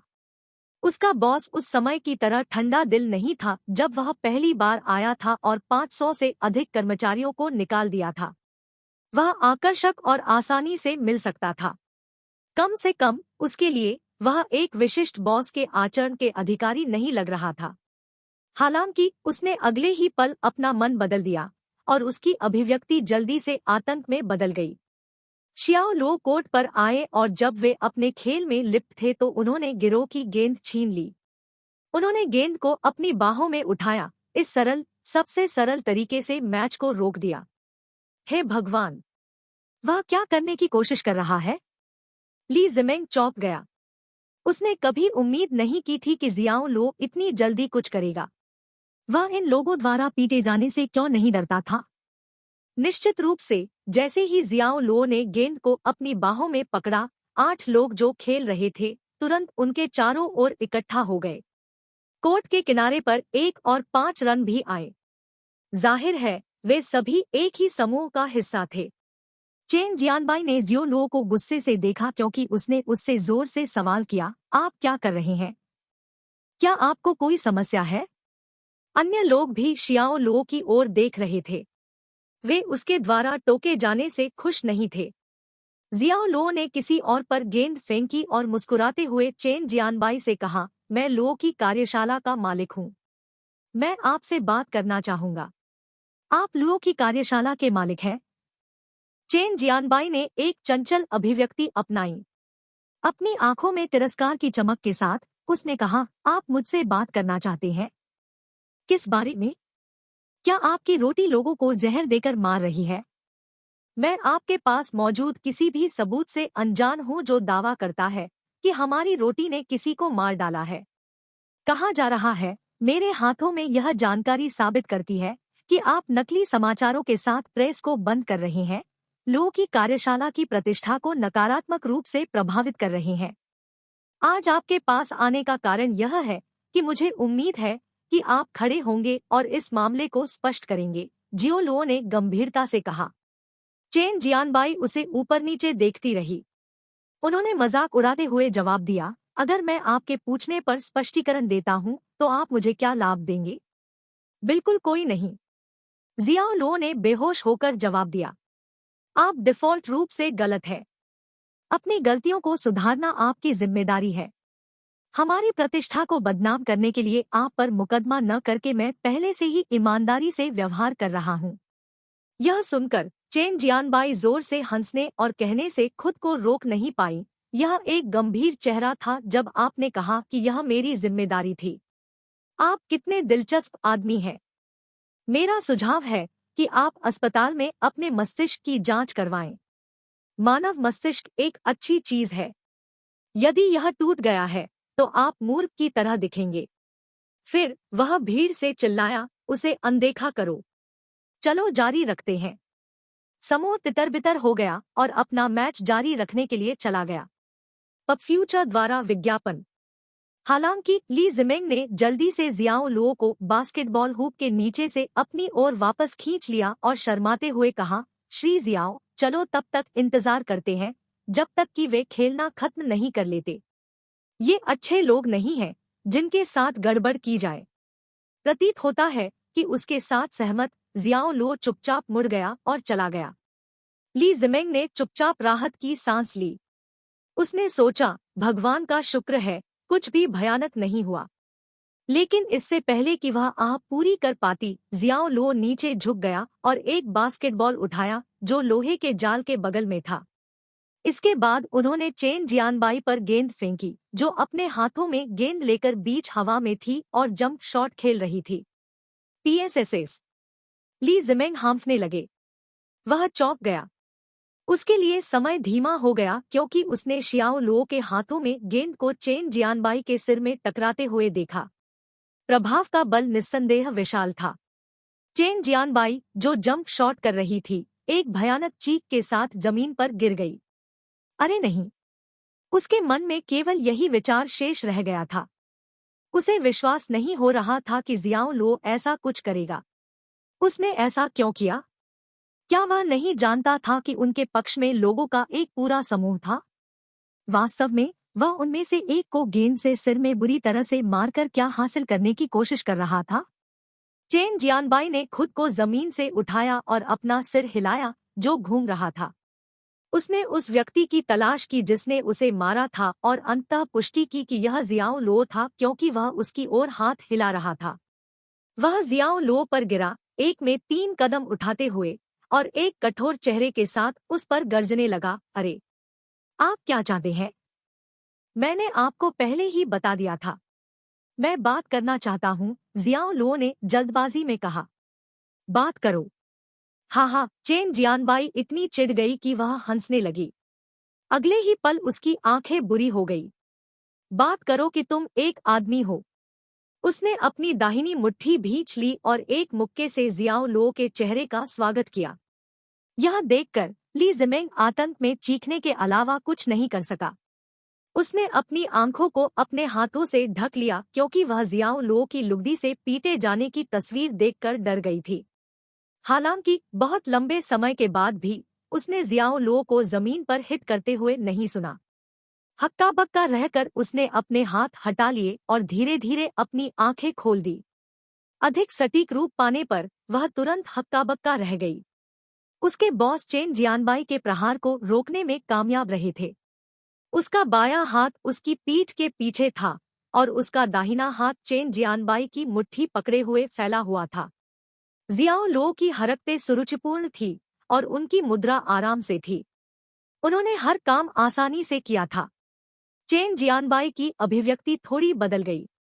वह काफी प्रयास करने के बाद भी जियो लो की हथेली से अपनी मुट्ठी मुक्त करने में विफल रहा। जियाओ लो ने उसे उदासीन रूप से देखा और पूछा, क्या हम अब बात कर सकते हैं? अपने सॉरी से बात करो। क्या आप मानते हैं कि मैं लो की कार्यशाला की प्रतिष्ठा को पूरी तरह से नष्ट करने जा रहा हूं और आपको एक भी ग्राहक से वंचित कर रहा हूं? चेन जियानबाई क्रोधित हो गई। शियाओ लो ने उसे रिहा कर दिया। उसने अपना हाथ अपनी जेब में सरकाया और चुपके से अपने रिकॉर्डिंग पेन पर क्लिक किया। फिर उन्होंने पूछा, क्या आपका मतलब है कि आपने जियांगचेंग में सभी को धोखा देने के लिए जानबूझकर झूठी खबर की सूचना दी है कि हमारी रोटी लोगों को जहर देकर मार देती है? चेन जियानबाई ने सोचा कि जियाओ लो डर गया था। उन्होंने अपनी कलाई का व्यायाम करते हुए तिरस्कार में व्यंग्य करते हुए कहा, मैं जो चाहता हूँ लिखता हूँ। जब मैं कहता हूँ कि तुम्हारी रोटी लोगों को मारती है, तो तुम्हारी रोटी लोगों को मारती है। अगर मैं इसके विपरीत कहूँगा तो वह भी सच बन जाएगा। हमारी एक ही खबर आपकी जैसी कंपनियों के भाग्य का फैसला करने की शक्ति रखती है। जब आप मेरे सामने खड़े होते हैं तो आपको मेरा सम्मान करना पड़ता है जैसे कि आप मेरे पोते हैं। अब समझ में आया? यदि आप मुझे दुखी करते हैं तो मैं कल एक कहानी प्रकाशित करूंगा जिसमें कहा गया है कि आपके कर्मचारियों में से एक को एक संक्रामक वायरस है और जानबूझकर उसके खून को आटे के साथ मिलाया जाता है जिसका उपयोग आप अपनी रोटी बनाने के लिए करते हैं। हम देखेंगे कि उसके बाद कौन आपके साथ व्यापार करता है। अध्याय 117 बड़ी मुसीबत। अनुवादक न्योइबो स्टूडियो, संपादक न्योइबो स्टूडियो। यह बदनामी है, मानहानि। आपको इसके लिए कानूनी जिम्मेदारी स्वीकार करनी होगी। घबराए ली जिमिंग ने जब चेन जियानबो की बातें सुनी तो अचानक उनकी भौहें आपस में दब गई। उन्होंने आरोप में सीधे चेन जियानबो की ओर इशारा किया। कानूनी जिम्मेदारी स्वीकार करते हैं? मैं बस तब हंसूंगा। चेन जियानबो ने कहा, यहाँ तक कि एक प्रसिद्ध सेलिब्रिटी भी हमारे संवाददाताओं से बात करने की हिम्मत नहीं करता है। आप लोगों की तो बात ही छोड़ दें। हम जनता की राय की घुमावदार बेल हैं और आपकी प्रतिष्ठा को बर्बाद करना हमारे लिए बेहद आसान है। लोगों की कार्यशाला के बारे में इतना अच्छा क्या है? आप लोगों के बारे में इतना अच्छा क्या है? हालांकि छोटी आंखों की एक जोड़ी ने अभद्र रूप से ली जिमिंग के लंबे छरहरे शरीर को ऊपर और नीचे स्कैन किया। फिर एक समान रूप से अनुचित हंसी के साथ चेन जियानबो ने कहा, अगर सुंदर मिस ली मेरे साथ एक रात बिताने के लिए सहमत होती है तो शायद मैं लोगों की कार्यशाला को हुक से दूर कर दूंगा। हा हा हा, बाकी सब हंसने लगे। एक औरत का मजाक उड़ाने से उन्हें बहुत खुशी मिली। तुम पागल हो, ली जिमिंग ने गुस्से में अपने दांत पीस लिए और निराशा और शर्मिंदगी में चेन जियानबो को घूरने लगी। चेन जियानबो ने उसे कोई ध्यान नहीं दिया और उसे चिढ़ाना जारी रखा, अगर मैं मिस ली जैसी उज्ज्वल और बुद्धिमान महिला को जीत सकता हूँ तो यह निश्चित रूप से जीवन में एक महान घटना होगी। हे। ली जिमिंग का शरीर गुस्से से कांप रहा था। यह मैल चेन जियानबो एक रिपोर्टर होने के लिए अयोग्य था। यह सही है। तभी जियो लुओ ने अचानक सहमति में तालियां बजाईं। इसके बाद उसने धीरे धीरे अपनी जेब से एक वॉइस रिकॉर्डर निकाला और प्ले दबाया। रिकॉर्डर ने तुरंत चेन जियानबो के शब्दों को दोहराया, मैं जो कुछ भी चाहता हूँ वह लिखता हूँ। अगर मैं कहूँ कि आपकी रोटी जहरीली है और लोगों को मारती है तो आपकी जहरीली रोटी लोगों को मारती है। ध्वनि की गुणवत्ता बिल्कुल स्पष्ट थी। पब फ्यूचर द्वारा विज्ञापन। चेन जियानबो की अभिव्यक्ति तुरंत बदल गई क्योंकि वह दुश्मनी के साथ जियाओ लो की ओर मुड़ा और आरोप लगाया, आप मुझे धमकी देने की हिम्मत करते हैं। जियाओ लो ने भी जवाब नहीं दिया और ली जिमिंग को वॉइस रिकॉर्डर सौंपते हुए कहा, लो की कार्यशाला की प्रतिष्ठा को बदनाम करने के लिए उन पर मुकदमा करें। मैं आपको इस स्थिति को संभालने दूंगा। मेरा बस एक छोटा सा अनुरोध है कि सभी जियांगचेंग और यहाँ तक कि हुआ नेशन को इसके बारे में पता होना चाहिए। यह कार्य ली जिमिंग के लिए एक चुनौती के रूप में इरादा था, यह देखने के लिए कि क्या उसने टेस्ट बर्ड्स के लिए काम किया है या नहीं। बेशक मुख्य लक्ष्य लो की कार्यशाला की प्रतिष्ठा का पुनर्वास करना था। यह सबसे जरूरी काम था क्योंकि केवल एक मरम्मत की गई प्रतिष्ठा ग्राहकों को फिर से ला सकती थी, अन्यथा व्यवसाय हमेशा के लिए क्षतिग्रस्त हो जाएगा।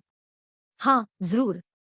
ली जिमिंग इस सम्मान से अभिभूत थे और उन्होंने जियाओ लुओ के सावधानीपूर्वक तरीकों की प्रशंसा करते हुए सिर हिलाया। यह वॉइस रिकॉर्डिंग पेन, जिसने चेन जियानबो की धमकियों को पकड़ लिया था, अदालत में सबूत का एक आवश्यक टुकड़ा होगा। यहाँ तक कि चेन जियानबो भी इसकी वैधता से इनकार नहीं कर पाएंगे। हालांकि क्या चेन जियानबो वास्तव में उन्हें इस कलम के साथ यहाँ से जाने देंगे?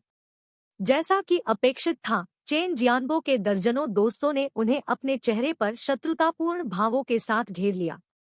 उन्होंने एक मानव दीवार बनाई जिसने भागने के सभी मार्गों को अवरुद्ध कर दिया। चेन जियानबो ने जियाओ लुओ को गंभीरता से देखा और कहा, आप बहुत खुश हैं। आप में निश्चित रूप से कुछ हिम्मत है। मुझे नहीं पता कि आप पिटाई को संभाल सकते हैं या नहीं। उसने अपने दोस्तों की ओर हाथ हिलाया और कहा, आगे बढ़ो मेरे भाइयों, उसे तब तक मारो जब तक कि वह जमीन पर न गिर जाए। इससे पहले कि वह अपनी बात खत्म कर पाता, शियाओ लुओ अचानक उठकर आगे बढ़ गया। एक भयंकर हवा के बल के साथ उसने अपने कंधे को चेन जियानबो की छाती में गिरा दिया। एक जोरदार गड़गड़ाहट की आवाज आई, जैसे कि उसे चलती कार ने टक्कर मार दी हो। चेन जियानबो सीधे गोली की तरह वापस उड़ गया। वह 3 लोगों को अपने साथ नीचे ले गया और अंत में लगभग 3 से 4 गज की दूरी पर जमीन पर उतरा। बिना किसी चेतावनी के हुए इस हिंसक हमले ने सभी को स्तब्ध कर दिया। ली जिमिंग ने अविश्वास में घटनास्थल को चौड़ी आंखों से देखा। जियाओ लुओ पर अपनी मुट्ठी फेंकने वाले कुछ दर्जन युवक मौके पर पूरी तरह से जम गए। उन्होंने देखा कि चेन जियानबो जमीन पर दर्द से चिल्ला रहा था और शियाओ लुओ के डर से अपना सिर पीछे कर लिया। तुरंत उन्होंने महसूस किया कि उनकी त्वचा से ठंडा पसीना बह रहा है। उन्होंने सोचा, यह आदमी सिर्फ एक धक्का के साथ एक आदमी को कुछ गज की दूरी पर फेंक सकता है। क्या वह राक्षस है? क्या आप लोग उसकी मदद करना चाहते हैं? जियाओ लुओ कुछ दर्जन युवाओं से पूछते हुए मुस्कुराया। जिन पर उसकी नजर पड़ी, उन सभी ने अपना सिर हिलाया और डर के मारे पीछे हट गए। जियाओ लुओ ने तब ठंडी आवाज में आदेश दिया, रास्ता बनाओ। युवाओं का समूह थोड़ा कांप रहा था और वे सभी रास्ते से हट गए क्योंकि जियाओ लुओ ने उन्हें पूरी तरह से अभिभूत कर दिया था। यह तब तक नहीं था जब तक कि जियाओ लुओ पहले से ही कुछ दूर चल चुके थे कि ली जिमिंग ने आखिरकार खुद को वास्तविकता में वापस खींच लिया। उसने मैदान के चारों ओर उन युवा पुरुषों को देखा जो पूरी तरह से भौचक्के थे और जल्दी से जियाओ लुओ का पीछा किया। क्योंकि वह ऊंची एड़ी में तेजी से दौड़ रही थी, वह लगभग लड़खड़ाकर गिर गई। उस गरीब आदमी चेन जियानबो के लिए वह अभी भी जमीन से उठ नहीं सका। उसकी छाती में दर्द तेज और गंभीर था, जैसे कि उसके सभी अंग उसके अंदर घूम गए हों। उसके गले से दर्द की दबी हुई आवाजें निकल रही थी, जबकि उसका पूरा शरीर ऐंठन की स्थिति में था।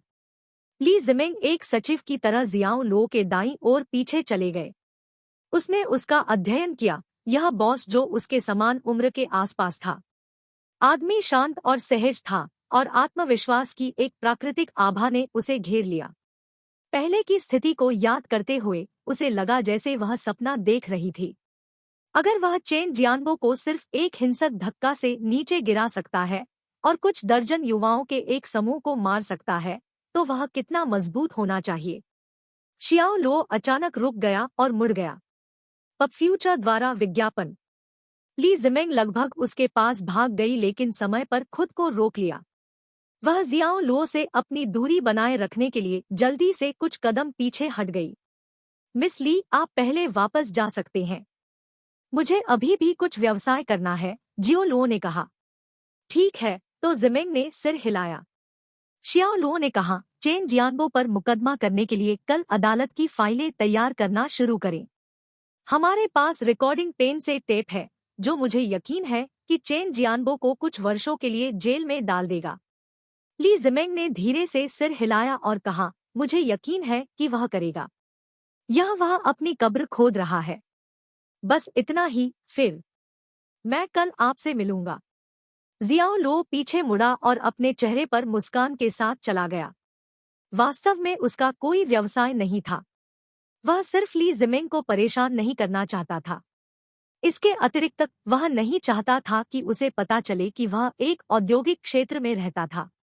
जहां तक इस आखिरी बिंदु की बात है, तो यह सिर्फ उनका अपना एकाधिकारवादी गर्व था जो फिर से उभर रहा था। ली जिमेंग वहां खड़ा था और उसे जाते हुए देख रहा था। यह तब तक नहीं था जब तक कि उसका सिलहूट पूरी तरह से गायब नहीं हो गया कि वह अपनी कार में वापस चली गई। मजबूत, स्मार्ट, विनम्र, लेकिन जब आवश्यक हो तो निर्दयी भी। ये वे छाप थे जो जियाओ लो ने उन पर बनाए थे। इन छापों ने उन्हें एक विशेष प्रकार का आकर्षण दिया जिसने उनके जैसे किसी व्यक्ति को, जिसके पास विभिन्न प्रकार के लोगों के साथ काम करने के विभिन्न अनुभव थे, उसके प्रति एक प्रकार का आकर्षण महसूस किया। शियाओ लो उसे वापस ले जाने के लिए एक कैब बुलाना चाहता था कि अचानक उसका सेलफोन बज उठा। यह कॉल एक अनजान नंबर से आई थी। हाय, यह कौन है? फोन के दूसरी तरफ से एक हताश और चिंतित आवाज आई, क्या आप भाई जियाओ लो हैं? मैं फेंग वुहेन, भाई फेंग का युवा भाई जियाओ वू हूँ। ड्रैगन गैंग ने हमें मारने के लिए लगभग 200 पुरुषों को आदेश दिया है और आप एकमात्र व्यक्ति हैं जिन्हें हम जियांगचेंग में जानते हैं। क्या आप हमारी मदद कर सकते हैं? फेंग वुहेन। जियाओ लो ने भौहें सिकोड़ी और यह याद करने में 1 मिनट का समय लिया कि फेंग वुहेन कौन था। फिर उनके सिर में 5 बड़े सिलहूट की एक छवि दिखाई दी। आप लोग पुलिस को क्यों नहीं बुलाते? हमने किया, लेकिन जेसी अभी भी यहाँ नहीं है। जब तक वे यहाँ पहुँचेंगे तब तक हम सभी शायद मर चुके होंगे। जियाओ लो ने गहरी आवाज में पूछा, तुम अभी कहाँ हो? जियांगचेंग पियर के पास। कस कर बैठो, मैं एक पल में वहां पहुंच जाऊंगा। जियाओ लो ने फोन लटका दिया, जल्दी से एक कैब बुलाई और जियांगचेंग पियर के लिए अपना रास्ता बनाया। उन्होंने फेंग वुहेन और उनके भाइयों के साथ एक अकथनीय परिचितता महसूस की।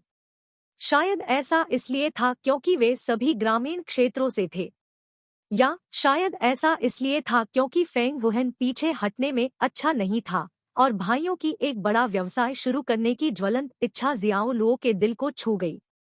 यही कारण था कि उन्होंने रेस्तरां में उनके लिए अपनी संपर्क जानकारी छोड़ दी थी, इस उम्मीद में कि वह भविष्य में उनकी मदद कर सकते हैं। उन्होंने उम्मीद नहीं की थी कि वे इतनी तेजी से मुसीबत में पड़ जाएंगे। बड़ी मुसीबत उस पर। अध्याय 118, एक भेदी बल का अंत। अनुवादक न्योइबो स्टूडियो, संपादक न्योइबो स्टूडियो। जियांगचेंग पियर। फेंग वुहेन को एहसास नहीं हुआ था कि ड्रैगन गैंग अभी भी उनके साथ खत्म नहीं हुआ था। यहाँ तक कि दक्षिण पूर्वी जिले में भागने के बाद भी गिरोह ने उन्हें मारने के लिए 100 से अधिक लोगों को भेजा था। वर्तमान में वे घाट के बगल में एक गोदाम में छिपे हुए थे। अगर वह और उसके 4 भाई लड़ाई में फंस गए तो चाकू के साथ 100 पुरुषों के लिए उनका कोई मुकाबला नहीं होगा, चाहे वे कितने भी मजबूत क्यों न हो। गोदाम की पहली मंजिल पहले ही उनके दुश्मनों के हाथों में पड़ चुकी थी। समूह को दूसरी मंजिल की छत तक मजबूर किया गया था और वे अपने जीवन के साथ एकमात्र सीढ़ी की रक्षा कर रहे थे। फेंग वुहेन को याद नहीं था कि उसके हाथों पर कितना खून लगा था, लेकिन वह जानता था कि उसने रास्ते में कम से कम कुछ दर्जन गिरोह के सदस्यों को मार डाला था। उसने खून से सने चाकू को अपने हाथ में पकड़ लिया। तुमने किसे बुलाया? वह तेंदुए के मुखिया शियाओ वू पर एक तेज नजर से चिल्लाया। जियाओ वू ने जवाब दिया, जियाओ लो। नहीं। आपने उसे क्यों बुलाया? उसकी मदद मांगना। फेंग वुहेन ने जियाओ वू को जमीन पर लात मारी और चिल्लाया, आप उसकी मदद मांगने के लिए कितने बेशर्म हैं। समूह को जियाओ लो को नीचे उतारने के लिए भुगतान किया गया था, लेकिन अब वे इसके बजाय अपने निशान की मदद मांग रहे थे। उसे लगा जैसे उसके चेहरे पर क्रोध और शर्म से आग लगी हो। लेकिन हम अब केवल उस पर भरोसा कर सकते हैं। जियाओ वू एक दोषी अभिव्यक्ति के साथ चिल्लाया, तुम पागल हो। यह मदद नहीं मांग रहा है। आप उसे मरने के लिए यहाँ आने के लिए कह रहे हैं। पब फ्यूचर द्वारा विज्ञापन। फेंग वुहेन गुस्से में था। चाकू के साथ लगभग 100 थे, तो जियाओ लो क्या कर सकता था। यहाँ तक कि अगर वह दिखाई दिया तो क्या वह सभी 100 दुश्मनों को हरा सकता था। यह किस तरह का मजाक था। बेशक एक अकेला व्यक्ति 100 के खिलाफ लड़ाई नहीं जीत सकता था।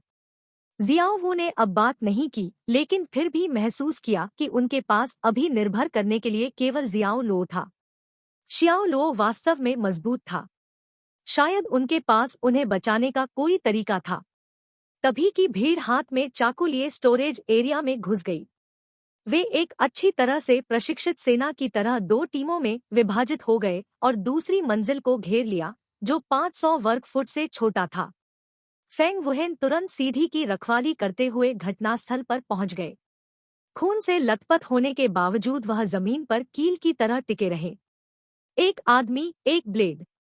वह एक अचल भावना के साथ अपनी जमीन पर खड़ा होगा। कि भीड़ में एक आधा गंजा आदमी था। काले रंग की पोशाक पहने वह बुराई के उग्र देवता की तरह लग रहा था।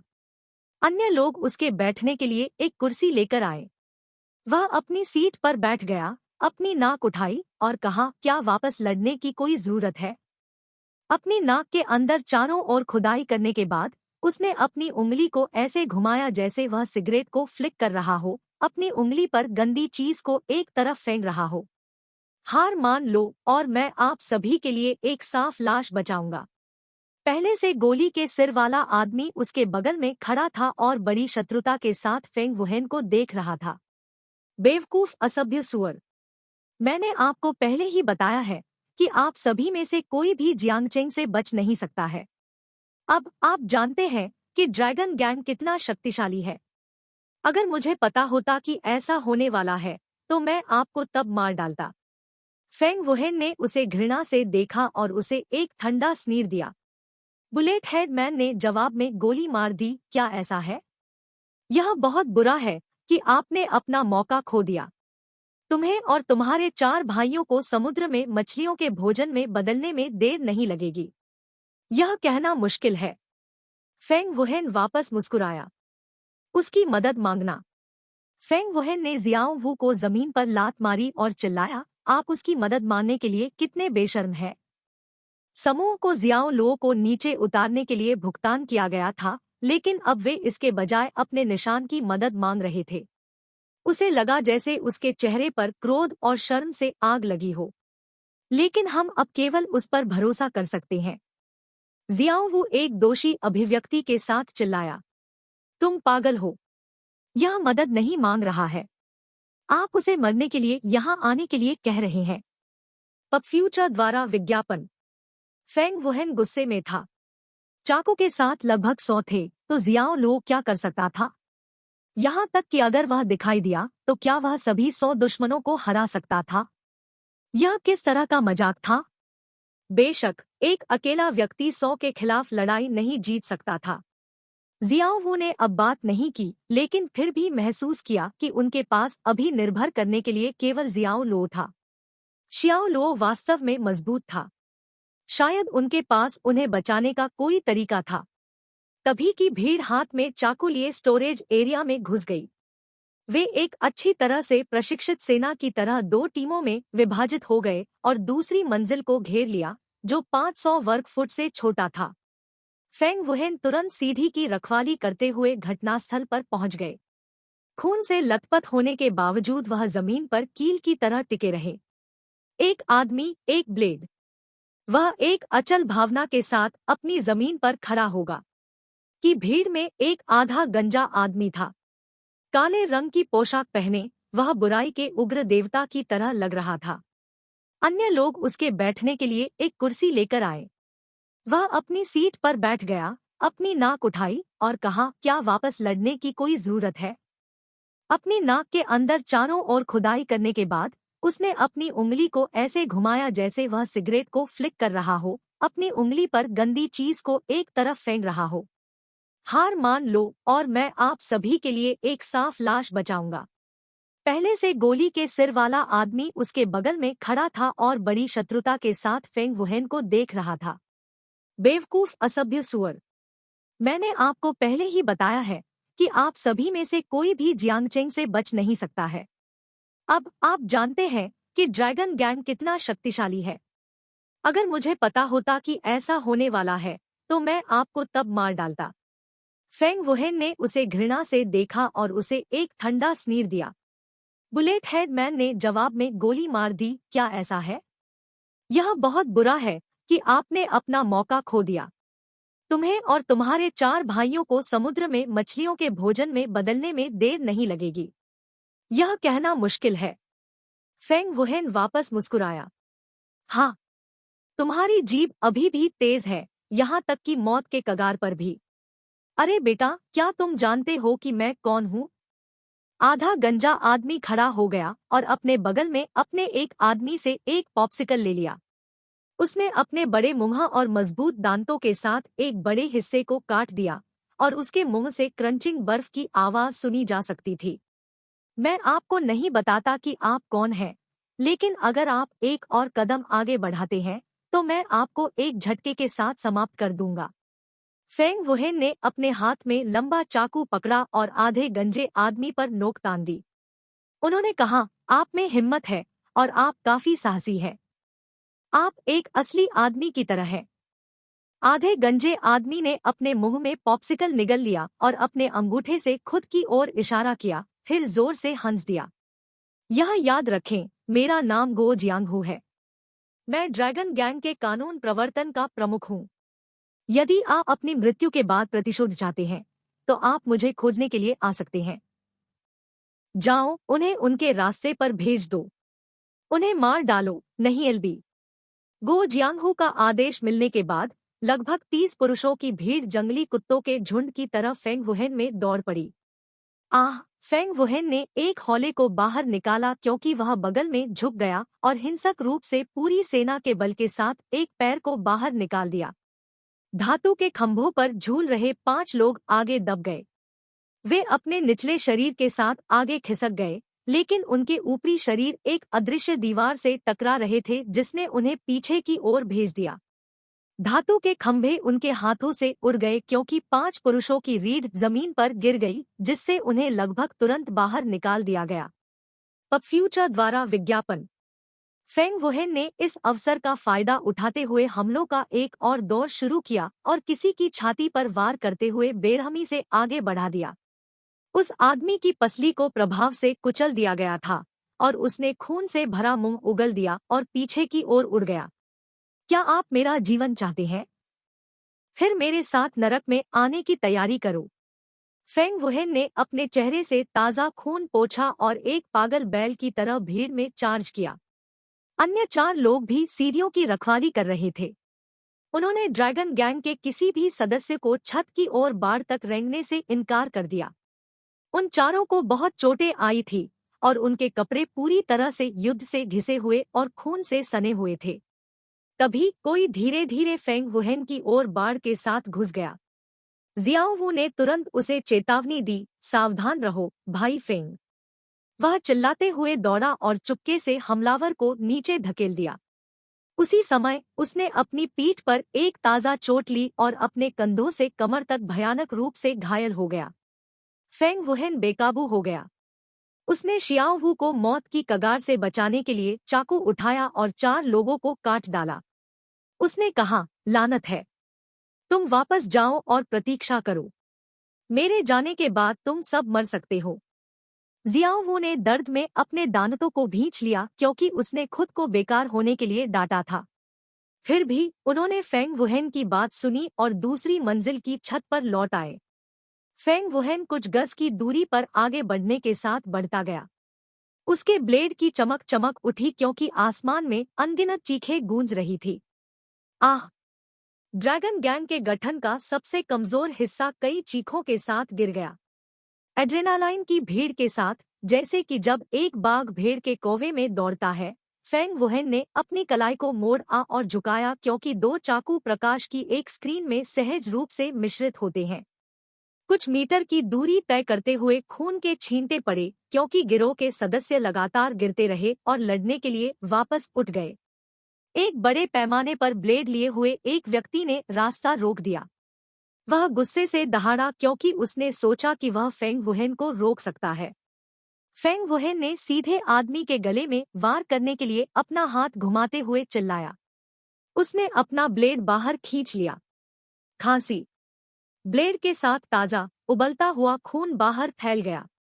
400 पाउंड के इस व्यक्ति का शरीर जमीन पर गिरने से पहले एक पूरे घेरे में घूमता रहा। उसकी गर्दन से उसका खून फव्वारे की तरह बह रहा था। गो जियांगहो ने भयंकर योद्धाओं फेंग वुहेन और उनके आदमियों को अपने अंत के करीब देखा और कहा, तुम काफी मजबूत हो बच्चे। मैं आपको एक मौका दूंगा क्योंकि आप ऐसे आदमी हैं। इसके बारे में क्या आप अपने सभी 4 भाइयों को वहां मार देते हैं और फिर खुद को हमारे हवाले कर देते हैं? मैं तुम्हें जाने दूंगा और तुम्हें अपने अधीन रहने और काम करने भी दूंगा। यह कैसे है? सपने देखो। फेंग वुहेन ने जमीन पर थूक दिया और कहा, हम 5 भाई हैं। हम जीवन और मृत्यु के माध्यम से एक साथ रहे हैं। तो क्या आपको वास्तव में लगता है कि आप हमें एक दूसरे को ऐसे ही बदल सकते हैं? अरे गंजा, अपने आदमियों को उनकी मृत्यु के लिए भेजना बंद करो। क्या आप में इतनी हिम्मत नहीं है कि आप खुद मुझसे लड़ सकें? आपकी शारीरिक शक्ति काफी प्रभावशाली है, लेकिन आप अभी भी मेरे प्रतिद्वंद्वी होने के लिए पर्याप्त नहीं हैं। गो जियांगहो ने अपनी नाक उठाई और फेंग वुहेन को अकथनीय घृणा के साथ देखा। आप मुझे बता सकते हैं कि हम लड़ने के बाद काफी अच्छे हैं या नहीं? फेंग वुहेन एक तेंदुए की तरह उछला और गो जियांगहो में हिंसक रूप से आगे बढ़ गया। उसने गो जियांगहो के 4 या 5 आदमियों को मार डाला जिन्होंने उसे रास्ते में रोकने की कोशिश की। एक जोरदार गर्जना हवा में घुस गई, जबकि उसके हाथों में लंबे चाकू हवा में डराने वाले बर्बर मोड़ों का पता लगाने के बाद गो जियांगहो के सिर की ओर गिर गए। अध्याय 119 वह क्यों आया? अनुवादक न्योइबो स्टूडियो, संपादक न्योइबो स्टूडियो। फेंग वुहेन एक जंगली जानवर की तरह था और गो जियांगहो ने उसे कम आंकने की हिम्मत नहीं की। उन्होंने ड्रैगन गैंग के सदस्यों में से एक नोनुपल साइक्लोब्लेड पकड़ा और फेंग वुहेन पर आरोप लगाया। ब्लेड के पीछे लोहे के 9 छल्ले लगे हुए थे। जब भी हथियार लहराता था, वे धातु के फटने की कुरकुरी आवाज देते थे, जबकि एक कंपकंपी प्रेरित प्रकाश इसकी ठंडी नोक से चमकता था। क्लैंग! हथियार हवा में टकरा गए, जिससे धातु पर धातु की गगनभेदी चीख निकल गई। विशाल बल उनके ब्लेड के साथ उनकी कलाई की ओर बढ़ गया, जिससे वे 4 या 5 कदम दूर हो गए। गो जियांगहो का नोनुपल साइक्लोब्लेड बेहद उच्च दृढ़ता के साथ स्टेनलेस स्टील से बना एक आयुध था। फेंग वुहेन के हाथों में ब्लेड एक नियमित था और उसने इसे ड्रैगन गैंग के एक सदस्य से छीन लिया था। नोनुपल साइक्लोब्लेड से टकराने के बाद तलवार के किनारे पर एक अलग दरार दिखाई दी। आप बहुत क्रोधित हो गए, आपको पता है? गो जियांगहो की थोड़ी तिरछी आंखें झिलमिला रही थी। फेंग वुहेन पर चार्ज करते हुए उसका चेहरा तेज हो गया। उसके पैरों की नोक ने जमीन को थपथपाया, उसके शरीर को एक घूमती हुई गति के साथ लॉन्च किया। उसने अपना दाहिना हाथ बढ़ाया और नोनुपल साइक्लोब्लेड आगे की ओर चिल्लाया। यह एक तेज हवा पर सवार था जो सीधे फेंग वुहेन की गर्दन की ओर एक भयानक गति से घूम रहा था। क्लैंग! दोनों ब्लेड एक बार फिर भीषण चिंगारियों के साथ टकरा गए और जोरदार गर्जना शुरू हो गई। अपने पहले हमले को टालने के साथ गो जियांगहो ने अपने दूसरे और तीसरे हमले के साथ आगे बढ़े। जिस गति से उसने अपना चाकू लहराया वह अद्वितीय था और ब्लेड की गति के बाद की छवि ने उसकी आंखों के सामने एक भयानक रेजरतेज पर्दा बना दिया। फेंग वुहेन गो जियांगहो की तुलना में मजबूत था, लेकिन ब्लेड के साथ इतना चतुर नहीं था। इसने उसे एक निष्क्रिय रक्षात्मक स्थिति अपनाने के लिए मजबूर किया। Clang clang clang. ब्लेड के संपर्क बिंदु से चिंगारियां उड़ती रहीं। कुछ ही सांसों के भीतर दोनों ने 20 से अधिक वार किए। गति ताकत है, इसलिए फेंग वुहेन को गो जियांगहू के हमलों का सामना करने के लिए मजबूर होना पड़ा। उसके अंगूठे और फोरफिंगर के बीच की त्वचा फट गई थी और खून निकल रहा था। उसकी बाहें लकवाग्रस्त हो गई थी और वह 5 कदम से अधिक पीछे हट गया था। पप फ्यूचर द्वारा विज्ञापन। अब आप जानते हैं कि आप मेरा सामना करने के लिए अयोग्य हैं। गो जियांगहू एक भयावह मुस्कान के साथ अपने शिकार के पास पहुंचा, जिससे उसके हमलों का अंतराल और बढ़ गया। फेंग वुहेन उन सभी को ब्लॉक करने में असमर्थ था। जिन हमलों का सामना करने में वह विफल रहे, उन्होंने अपने शरीर पर घाव छोड़ दिए। 1 सेकंड के एक अंश में फेंग वुहेन एक खूनी आदमी बन गया, जिसका पूरा शरीर भयानक चोटों से ढका हुआ था। इसके बाद उन्होंने फेंग वुहेन की छाती पर एक लात मारी। बम। फेंग वुहेन को टूटी हुई पतंग की तरह पीछे की ओर फेंक दिया गया और लगभग 3 से 4 गज की दूरी पर जमीन पर पटक दिया गया। भाई फेंग, शियाओवू और बाकी लोग खत्म हो गए। उन्होंने फेंग वुहेन की मदद की, जो खून से लथपथ था। उनके चेहरे पर चिंता लिखी हुई थी। हालांकि समर्थित, फेंग वुहेन मुश्किल से अपना संतुलन बनाए रख सकता था और उसके पास जमीन पर एक घुटना भी था। वह कष्टदायी दर्द में था। उसके मुंह के कोनों से खून और लार टपक रही थी। ठीक है, मैंने सोचा कि आप 20 से 30 लोगों को मार सकते हैं। किसने अनुमान लगाया होगा कि आप सभी रो रहे होंगे और थोड़ा कर रहे होंगे? मेरे साथ लड़ाई? तुम भी ऐसे ही हो। कोमल, गो जियांगहू ने गर्व से अपना सिर उठाकर हिलाया। नोनोपल साइक्लोब्लेड उनके कंधे पर टिका था। फेंग वुहेन जवाब देना चाहता था। हालांकि जब उसने अपना मुंह खोला तो उसके गले से अनियंत्रित रूप से खून बह गया और उसने जमीन पर मुंह थूक दिया। ड्रैगन गैंग के नियमित सदस्यों ने उसकी बहुत सारी ऊर्जा समाप्त कर दी थी और वह पहले से ही घायल हो गया था। अन्यथा फेंग वुहेन को विश्वास था कि वह गो जियांगहू का सामना कर सकता था। कोई फर्क नहीं पड़ता कि गो जियांगहू ने कितनी तेजी से अपने ब्लेड को घुमाया, इससे कोई फर्क नहीं पड़ता कि उसका युद्ध का अनुभव कितना चमकदार था। फेंग वुहेन को पूरा यकीन था कि अगर उसे उचित शॉट दिया गया होता तो वह इस आदमी को नीचे ले जा सकता था। चार्ज। जियाओवू और अन्य 3 गो जियांगहू पर गरजे और चार्ज किए। वे किसी और को फेंग वुहेन को अपमानित करने की अनुमति नहीं देंगे, लेकिन वे अपनी उड़ान के अंत में तीर से थोड़ा अधिक थे। उनकी सहनशक्ति अब चरम सीमा तक खर्च हो गई थी। आगे बढ़ने के बाद उन्हें गंभीर चोटें आईं और गो जियांगहू द्वारा वापस फेंक दिया गया। अक्षम कचरा। मैं आप पर अपनी लार भी बर्बाद नहीं करना चाहता। गो जियांगहू ने नोनोपल साइक्लोब्लेड को अपने अंडरलिंग पर फेंक दिया, पलट गया और अपनी सीट पर लौट आया। उन्होंने एक बार फिर बर्फ की बाल्टी से एक पॉप्सिकल लिया और इसका स्वाद लिया। उसने अपना हाथ हिलाया और लापरवाही से आदेश दिया, जाओ। उनके अंगों को काट दो, उन्हें समुद्र में फेंक दो और उन्हें अकेले मरने दो। ड्रैगन गैंग के दर्जनों सदस्य भेड़ियों और बाघों की तरह उनके चारों ओर बंद हो गए। फेंग वुहेन और अन्य 4 तरकश कर रहे थे। हर कोई अपने दांतों को किरकिरा कर रहा था क्योंकि उन्होंने अपनी ताकत का आखिरी इस्तेमाल किया। फर्श पर अपने ब्लेड पर हाँफ रहे थे। एक बार वे इस जगह पर खुद के लिए एक नाम बनाने की इच्छा रखते थे। कौन जानता था कि चीजें इस तरह से समाप्त होंगी?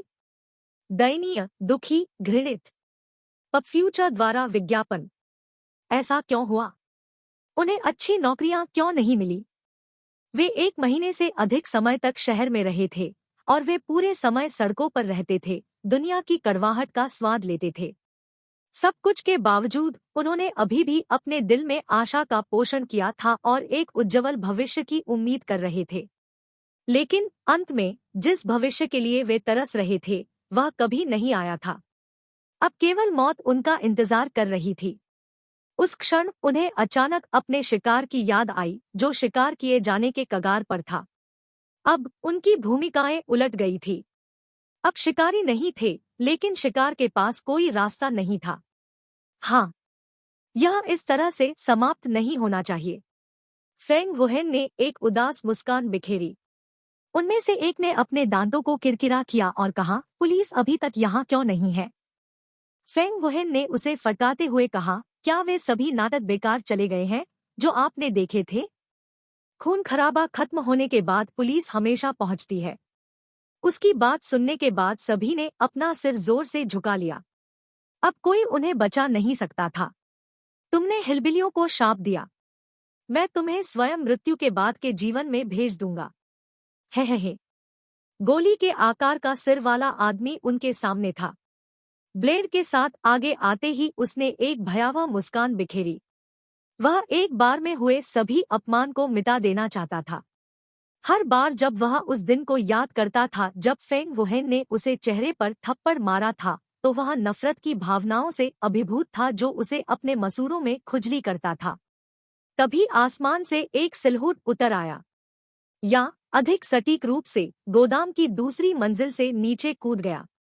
आकृति एक विस्फोट के साथ प्रवेश किया और 5 घिरे हुए पुरुषों और ड्रैगन गैंग के दर्जनों हमलावरों के बीच चुपचाप उतर गया। ड्रैगन गैंग के 100 सदस्य और गो जियांगहू सभी चौंक गए थे। उन्होंने सोचा, यह आदमी कहाँ से आया है? फेंग वुहेन और बाकी इसी तरह दंग रह गए।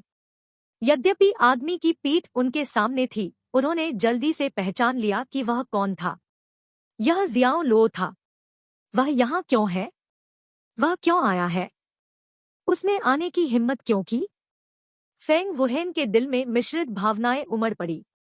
सदमे का एहसास कम होने के बाद उसकी आंखें लाल हो गई। उन्होंने जियाओ लो को परेशानी में डाल दिया था, और न केवल इस लड़के ने बदला लेने की मांग नहीं की थी, बल्कि वह बुराई के लिए अच्छा लौटा था। वह पहले उनके भोजन के लिए भुगतान कर चुका था। अब वह उनकी सहायता के लिए दौड़ रहा था। ड्रैगन गैंग के 100 से अधिक सदस्यों से निपटने वाला था। और यह सब केवल एक फोन कॉल के लिए धन्यवाद था। शब्दों से परे छुआ, फेंग वुहेन ने अकथनीय शर्म और अद्वितीय गर्मजोशी महसूस की। यह पहली बार था जब 7 फीट लंबे एक आदमी को रोने की इच्छा महसूस हुई। जियाओ लो एक देवदार के पेड़ के रूप में स्थिर खड़ा था। हवा के झोंके में उसके माथे पर उसके धमाके धीरे धीरे लहरा रहे थे। उसका चेहरा गोरा और साफ था, और उसकी भौहें विद्रोही रूप से उठी हुई थी। उसकी आंखें गहरी और डरावनी थी, और उसके पूरे व्यक्तित्व में एक बुरा लेकिन आकर्षक गुण था। उसके सामने ड्रैगन गैंग खड़ा था। होश में आने के बाद उन्होंने उसे खतरनाक तरीके से देखा। यह वह है। पुलिस ने हमें ढूंढ निकाला क्योंकि उसने हमसे एक लड़की को बचाया था। फिर उसने भाई बाल्डी और बाकी लोगों को भी गिरफ्तार कर लिया। गोलमटोल गालों के साथ एक भयभीत व्यक्ति को देखा। यदि जियाओ लो अभी भी अतीत को याद करता है, तो वह निश्चित रूप से इस आदमी को गिरोह के सदस्यों में से एक के रूप में पहचानेगा जिसने भीख मांगने वाले बच्चों की देखरेख की थी। अध्याय 120 परमेश्वर की तरह शक्तिशाली। अनुवादक न्योइबो स्टूडियो, संपादक न्योइबो स्टूडियो। तो यह तुम हो। मैंने पहले से ही इतना सोचा था। जब से आप आए हैं, हम पुराने लोगों के साथ मिलकर अपने नए मामलों को सुलझाएंगे। वास्तव में आपको मरने की जरूरत नहीं है, लेकिन अब आपको अपने 5 हिलबिली दोस्तों के साथ मिलकर काम करना होगा। हे। गोली के आकार के सिर वाला आदमी मुस्कुराया और जियाओ लो को देखा। गो जियांगहू, जो अपने सिंहासन पर बैठे थे, ने अपनी आवाज उठाई और मांग की, बाओ, वह कौन है? भाई हूँ, यह वह भाग्यशाली प्रबंधक गैंग है जिसके बारे में हमें बताया गया था।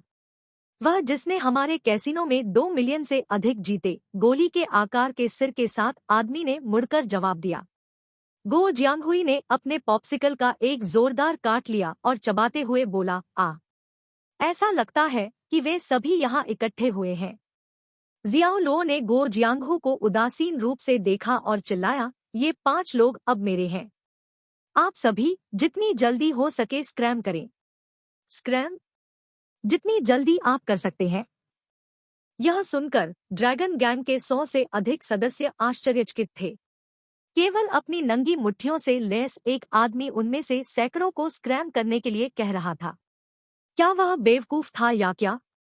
गो जियांगहू इतनी जोर से हंसने से खुद को रोक नहीं पाए कि उन्हें खांसी आने लगी। क्या आप सपना देख रहे हैं, बेटा? आप हमें अपने आप से सब कुछ करने के लिए कह रहे हैं? आपको क्या लगता है कि आप कौन है? इस पर ड्रैगन गैंग का हर सदस्य खेल खेल में हंसने लगा। फेंग वुहेन और अन्य 4 अजीब लग रहे थे। उनके लिए यह बेखबर था कि जियाओ लो का साहस कहाँ से आया था। यह आश्चर्य की बात नहीं थी कि उसने 100 से अधिक भारी पुरुषों को इस खतरे को फेंक दिया था, सभी अपने हाथों में हथियारों के साथ। जियाओ लो ने गिरोह के सदस्यों को भावहीन रूप से देखा और उसके काले बाल हवा की उपस्थिति के बिना भी फड़फड़ा रहे थे। अचानक जियाओ लो की आंखें ठंड से घिर गईं। उसका शरीर बिजली की एक काली चमक में बदल गया और वह गोली के आकार के सिर के साथ आदमी की ओर गिर गया। उसी समय उन्होंने जमीन से एक मैकेट को मारने के लिए अपनी एड़ी का इस्तेमाल किया। यह हवा में उड़ गया और उसके हाथों में सटीक रूप से उतरा। शींग पप फ्यूचर द्वारा विज्ञापन। मैकेट ने एक आकर्षक प्रक्षेपवक्र बनाया। इसका किनारा हवा के माध्यम से कटा हुआ था, जिससे एक जानलेवा हलचल निकल रही थी। पूरी प्रक्रिया सांस के चक्र के समान समय में हुई बहते पानी की तरह चिकनी। ठीक है। गोली के आकार का सिर रखने वाला व्यक्ति उन्मादी रूप से हंस रहा था, लेकिन अन्य 6 लोगों के सिर, जो उसके साथ पंक्ति में खड़े थे, अचानक उनके शरीर से उछल गए। 7 रबर की गेंदों की तरह वे जमीन पर गिर गए। सिर विहीन शरीर फड़कने लगे और ढह गए। उनकी गर्दन से झुलसता हुआ खून इस तरह बह रहा था जैसे कि वे पानी के पाइप फटे हों। रक्त की तीव्र गंध अचानक विशाल गोदाम में व्याप्त हो गई। इस एक झटके की क्रूरता ने तुरंत भीड़ को रोक दिया। ड्रैगन गैंग के सदस्य जो हंस रहे थे, अब पूरी तरह से डरे हुए थे। उनके चेहरों पर आतंक छा गया। उन्होंने एक बार भी जियाओ लुओ को इस तरह के एक डरावने चरित्र के रूप में नहीं सोचा था। बस एक पल पहले वह एक हानिरहित भेड़ के बच्चे की तरह लग रहा था, लेकिन अगले ही पल वह खून के प्यासे कसाई में तब्दील हो गया। फेंग वुहेन और अन्य 4 पुरुषों के शिष्य फैल गए क्योंकि उनकी भावनाओं को अवर्णनीय सदमे की स्थिति में फेंक दिया गया था। उनमें से कौन कल्पना कर सकता था कि जियाओ लुओ इतना क्रूर होगा? उसने 7 लोगों को सिर्फ इसलिए मार डाला था क्योंकि वह उनसे असहमत था। यह सचमुच ड्रैगन गैंग पर युद्ध की एक सीधी घोषणा थी। शियाओ लुओ ने उन 6 अन्य लोगों को नजरअंदाज कर दिया जो भयानक रूप से जमीन पर गिर गए थे। उसने अपना सिर उठाया और गो जियांगहू को उकसावे के साथ देखा। अब कैसा रहेगा? उसका गोरा, साफ चेहरा खून से लथपथ था। उसके हाथों में चाकू के किनारे पर खून बह रहा था। जब ब्लेड की नोक से आखिरी बूंद गिरी तो उसके शरीर से एक विशाल जानलेवा आभा निकली और गोदाम के अंदर का तापमान गिर गया। गो जियांगहू अचानक बिना किसी मुस्कान के अपने पैरों पर टूट पड़े। उसके चेहरे पर केवल गंभीरता थी। उसने अपनी उंगलियों को अपने अंडरलिंग पर हिलाया। उसकी आंखें अभी भी जियाओ लुओ पर टिकी हुई थी। उसने आदेश दिया, तुम में से 20 लोग जाओ और उसे मार डालो। गो जियांगहू जियाओ लुओ का परीक्षण करने की कोशिश नहीं कर रहा था और वह वास्तव में मानता था कि 20 लोग बहुत अधिक परेशानी के बिना जियाओ लुओ को मारने के लिए पर्याप्त थे। चार्ज! 20 ड्रैगन गैंग के सदस्यों ने गरजते हुए शियाओ लुओ पर अपने चाकू से हमला किया। ये हुआए के मिक्स्ड मार्शल आर्ट्स क्लब के छात्र सदस्य नहीं थे। वे असली गैंगस्टर थे जो लोगों को मारने और बिना किसी दया के मारने के लिए पर्याप्त बहादुर थे। उनकी युद्ध क्षमता पूरी तरह से अलग स्तर पर थी। शीबिग ब्रदर, सावधान रहो। जियो लो को देखकर फेंग वुहेन को पसीने छूट गए। पहले तो उन्होंने अपना नाम चिल्लाना चाहा, लेकिन यह अनुचित समझकर वह ऐन वक्त पर बिग ब्रदर में बदल गए। जियाओ लो की आंखें उदासीन रही क्योंकि वह 20 पुरुषों को देख रहा था जो उसे चार्ज कर रहे थे। उसकी अभिव्यक्ति एक खतरनाक अकेले भेड़िए की तरह डरावनी थी। अगले सेकंड वह अपनी छड़ी के साथ उनकी ओर आया और अपनी बाह उठा दी। आरोप का नेतृत्व करने वाले पहले गैंगस्टर ने केवल अपने बाएं कंधे में तेज दर्द महसूस किया। जब वह मुड़ा तो उसने देखा कि उसका बायां हाथ उसके धड़ से पूरी तरह से अलग हो गया था। घाव से खून बह रहा था। इससे पहले कि वह चिल्ला पाता, उसे छाती पर एक जोरदार लात लगी। भयानक बल केंद्र में संपर्क के बिंदु से बाहर की ओर तेजी से फैल गया। क्रैक। पपफ्यूचर द्वारा विज्ञापन। उसकी पसलियां टूट गईं और उसके शरीर को तेज गति से चलने वाली गोली के बल पर पीछे फेंक दिया गया। दुर्भाग्य से उसके पीछे मौजूद उसके 3 और साथी गैंगस्टरों को प्रभाव की पूरी ताकत मिली। वे हड्डी तोड़ने वाली तस्वीरों की एक श्रृंखला के बीच जमीन पर लुढ़क गए, जबकि सभी खून बह रहे थे। जिस व्यक्ति का हाथ काटा गया था वह फर्श से टकराने से पहले मर चुका था। उसकी आंखें खुली हुई थी और वह हमेशा के अफसोस के साथ खून से लथपथ पड़ा था। शातिर पुरुषों का चेहरा एक बार में बदल गया और उनके आगे बढ़ने की तीव्रता तुरंत कमजोर हो गई। फिर भी जियाओ लो ने संकोच नहीं किया।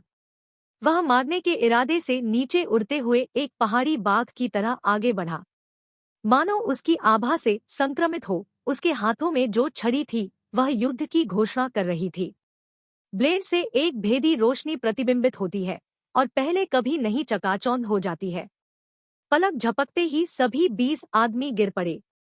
जमीन टूटे हुए अंगों से अटी पड़ी थी और खून से रंगी हुई थी। यह दृश्य उतना ही विभत्स था जिसकी कल्पना की जा सकती है।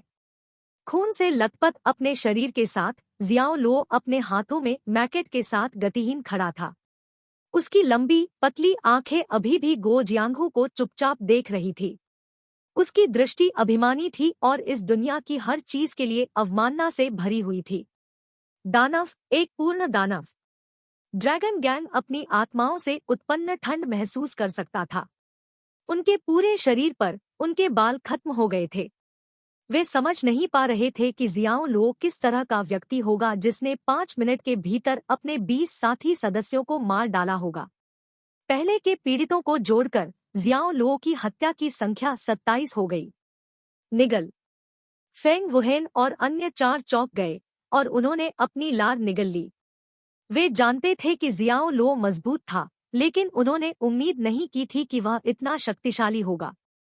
वह सचमुच युद्ध के देवता थे जो पृथ्वी पर उतरे थे। उनका विस्फोटक जोश सीधा था। अधिक, शियाओ लो ने गो जियांगहू की गंभीरता से मांग की और उनके खून से लथपथ चाकू की नोक जमीन पर तान दी। हत्या से उसका खून खौलने लगा और आखिरकार उसे एहसास हुआ कि उसके भीतर एक शैतान रहता है। यह उसकी स्वाभाविक रक्तपिपासु प्रवृत्ति थी। भाड़े के राजा के संविधान ने उसके अंदर इस स्वभाव को जागृत किया था। शियाओ लो के तानों के सामने गो जियांगहू के मुंह का कोना कोना बुरी तरह से हिल गया। मैं खुद तुमसे लड़ूंगा। एक जोरदार दहाड़ के बाद उन्होंने नोनोपल साइक्लोब्लेड को पकड़ लिया। उसने जियाओ लो पर आरोप लगाया, अपनी खोपड़ी को काटने और अपने मृत भाइयों को देने का वचन दिया। जब वह जियाओ लो से लगभग 3 से 4 मीटर दूर था, गो जियांगहू आगे बढ़ गया। बिना किसी फैंसी चाल के बड़े पैमाने पर नोनोपल साइक्लोब्लेड ने मारने के हिंसक इरादे से हवा में तेजी से हमला किया। वह 1 सेकंड के एक अंश में अपने लक्ष्य के सामने पहुंच गया। एक ही झटके के साथ जियाओ लो के जीवन को समाप्त करने के लिए तैयार था। शुरू से अंत तक जियाओ लो अभिव्यक्तिहीन था, लेकिन उसकी जानलेवा आभा धीरे धीरे तेज हो गई। उसके धमाके हवा में बह रहे थे। चलती ब्लेड से हलचल मच गई। गो जियांगहू के नोनोपल साइक्लोब्लेड के उनकी खोपड़ी पर गिरने से पहले ही शियाओ लो ने इसे अपने चाकू से टाल दिया। क्लैंग। स्टील पर स्टील की कुरकुरी आवाज एक विशाल बेल की तरह बजी और एक भयानक बल 2 टकराते हुए ब्लेडों में बह गया। क्रैक। शियाओ लो का चाकू 2 टुकड़ों में टूट गया। वह खुद को स्थिर करने के लिए 2 कदम पीछे हट गया। गो जियांगहू तेजी से पीछे की ओर खिसक गया जैसे कि वह एक हिंसक चक्रवात से मारा गया हो। वह तब तक चलता रहा जब तक कि उसे ड्रैगन गैंग के अन्य सदस्यों द्वारा नहीं रोका गया। उसने अपना सिर उठाया और विस्मय से जियाओ लो को देखा।